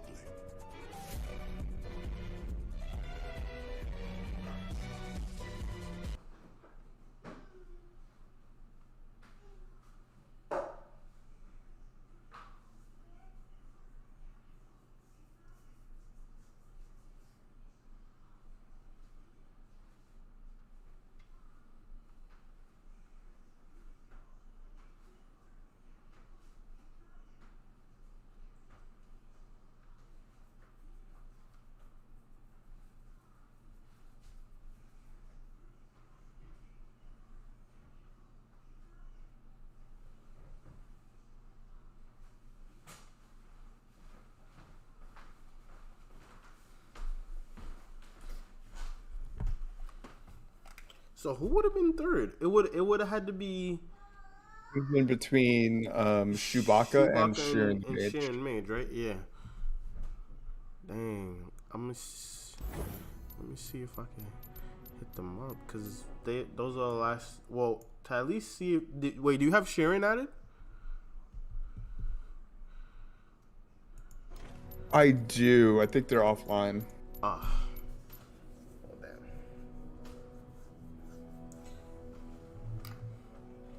I'm sorry. I'm making some milk for Levi. Yeah.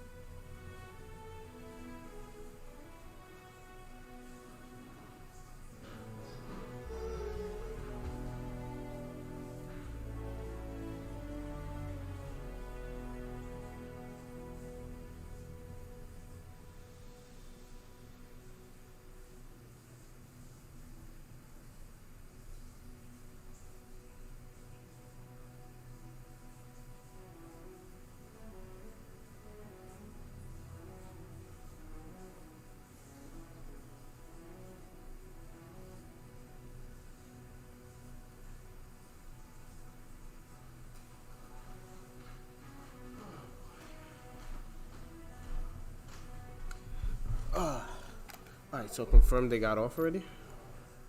Sheeran Mage, yeah. Alright.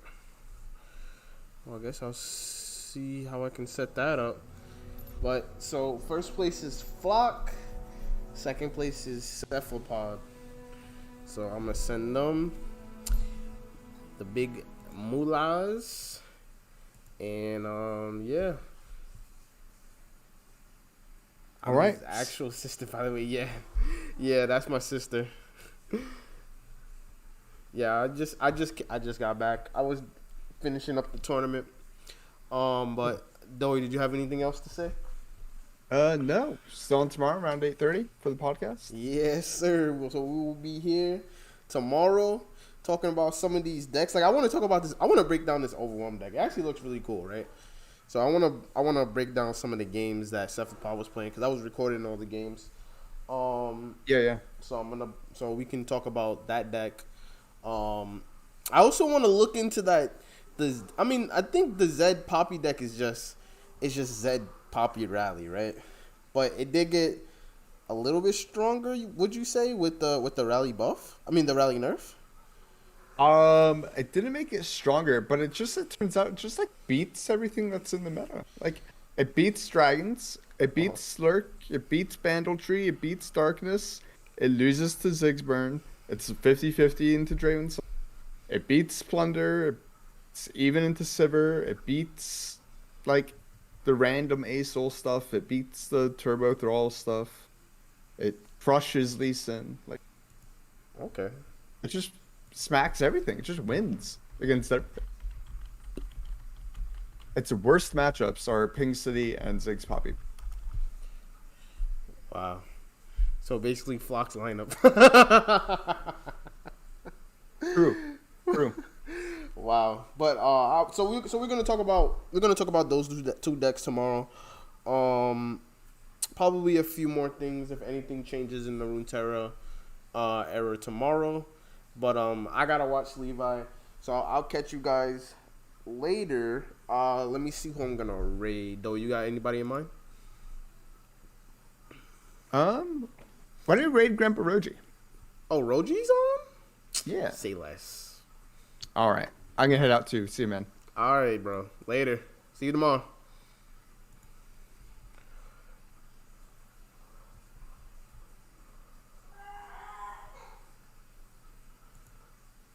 All right, stream. I'm gonna head you guys over to Roji. He made it. Yo, what's good? What's good? What's good? Oh, you going to bed now? All right. You have a good night.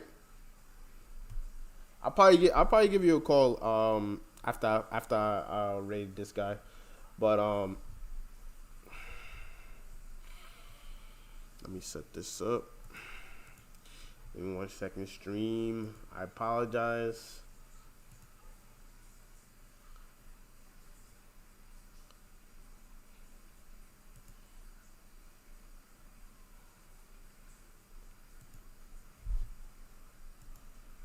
Alright, I'm gonna stream Rogi.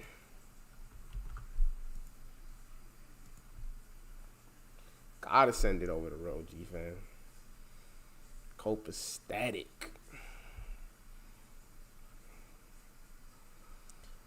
Alright, guys. I'll see you guys tomorrow. Peace out.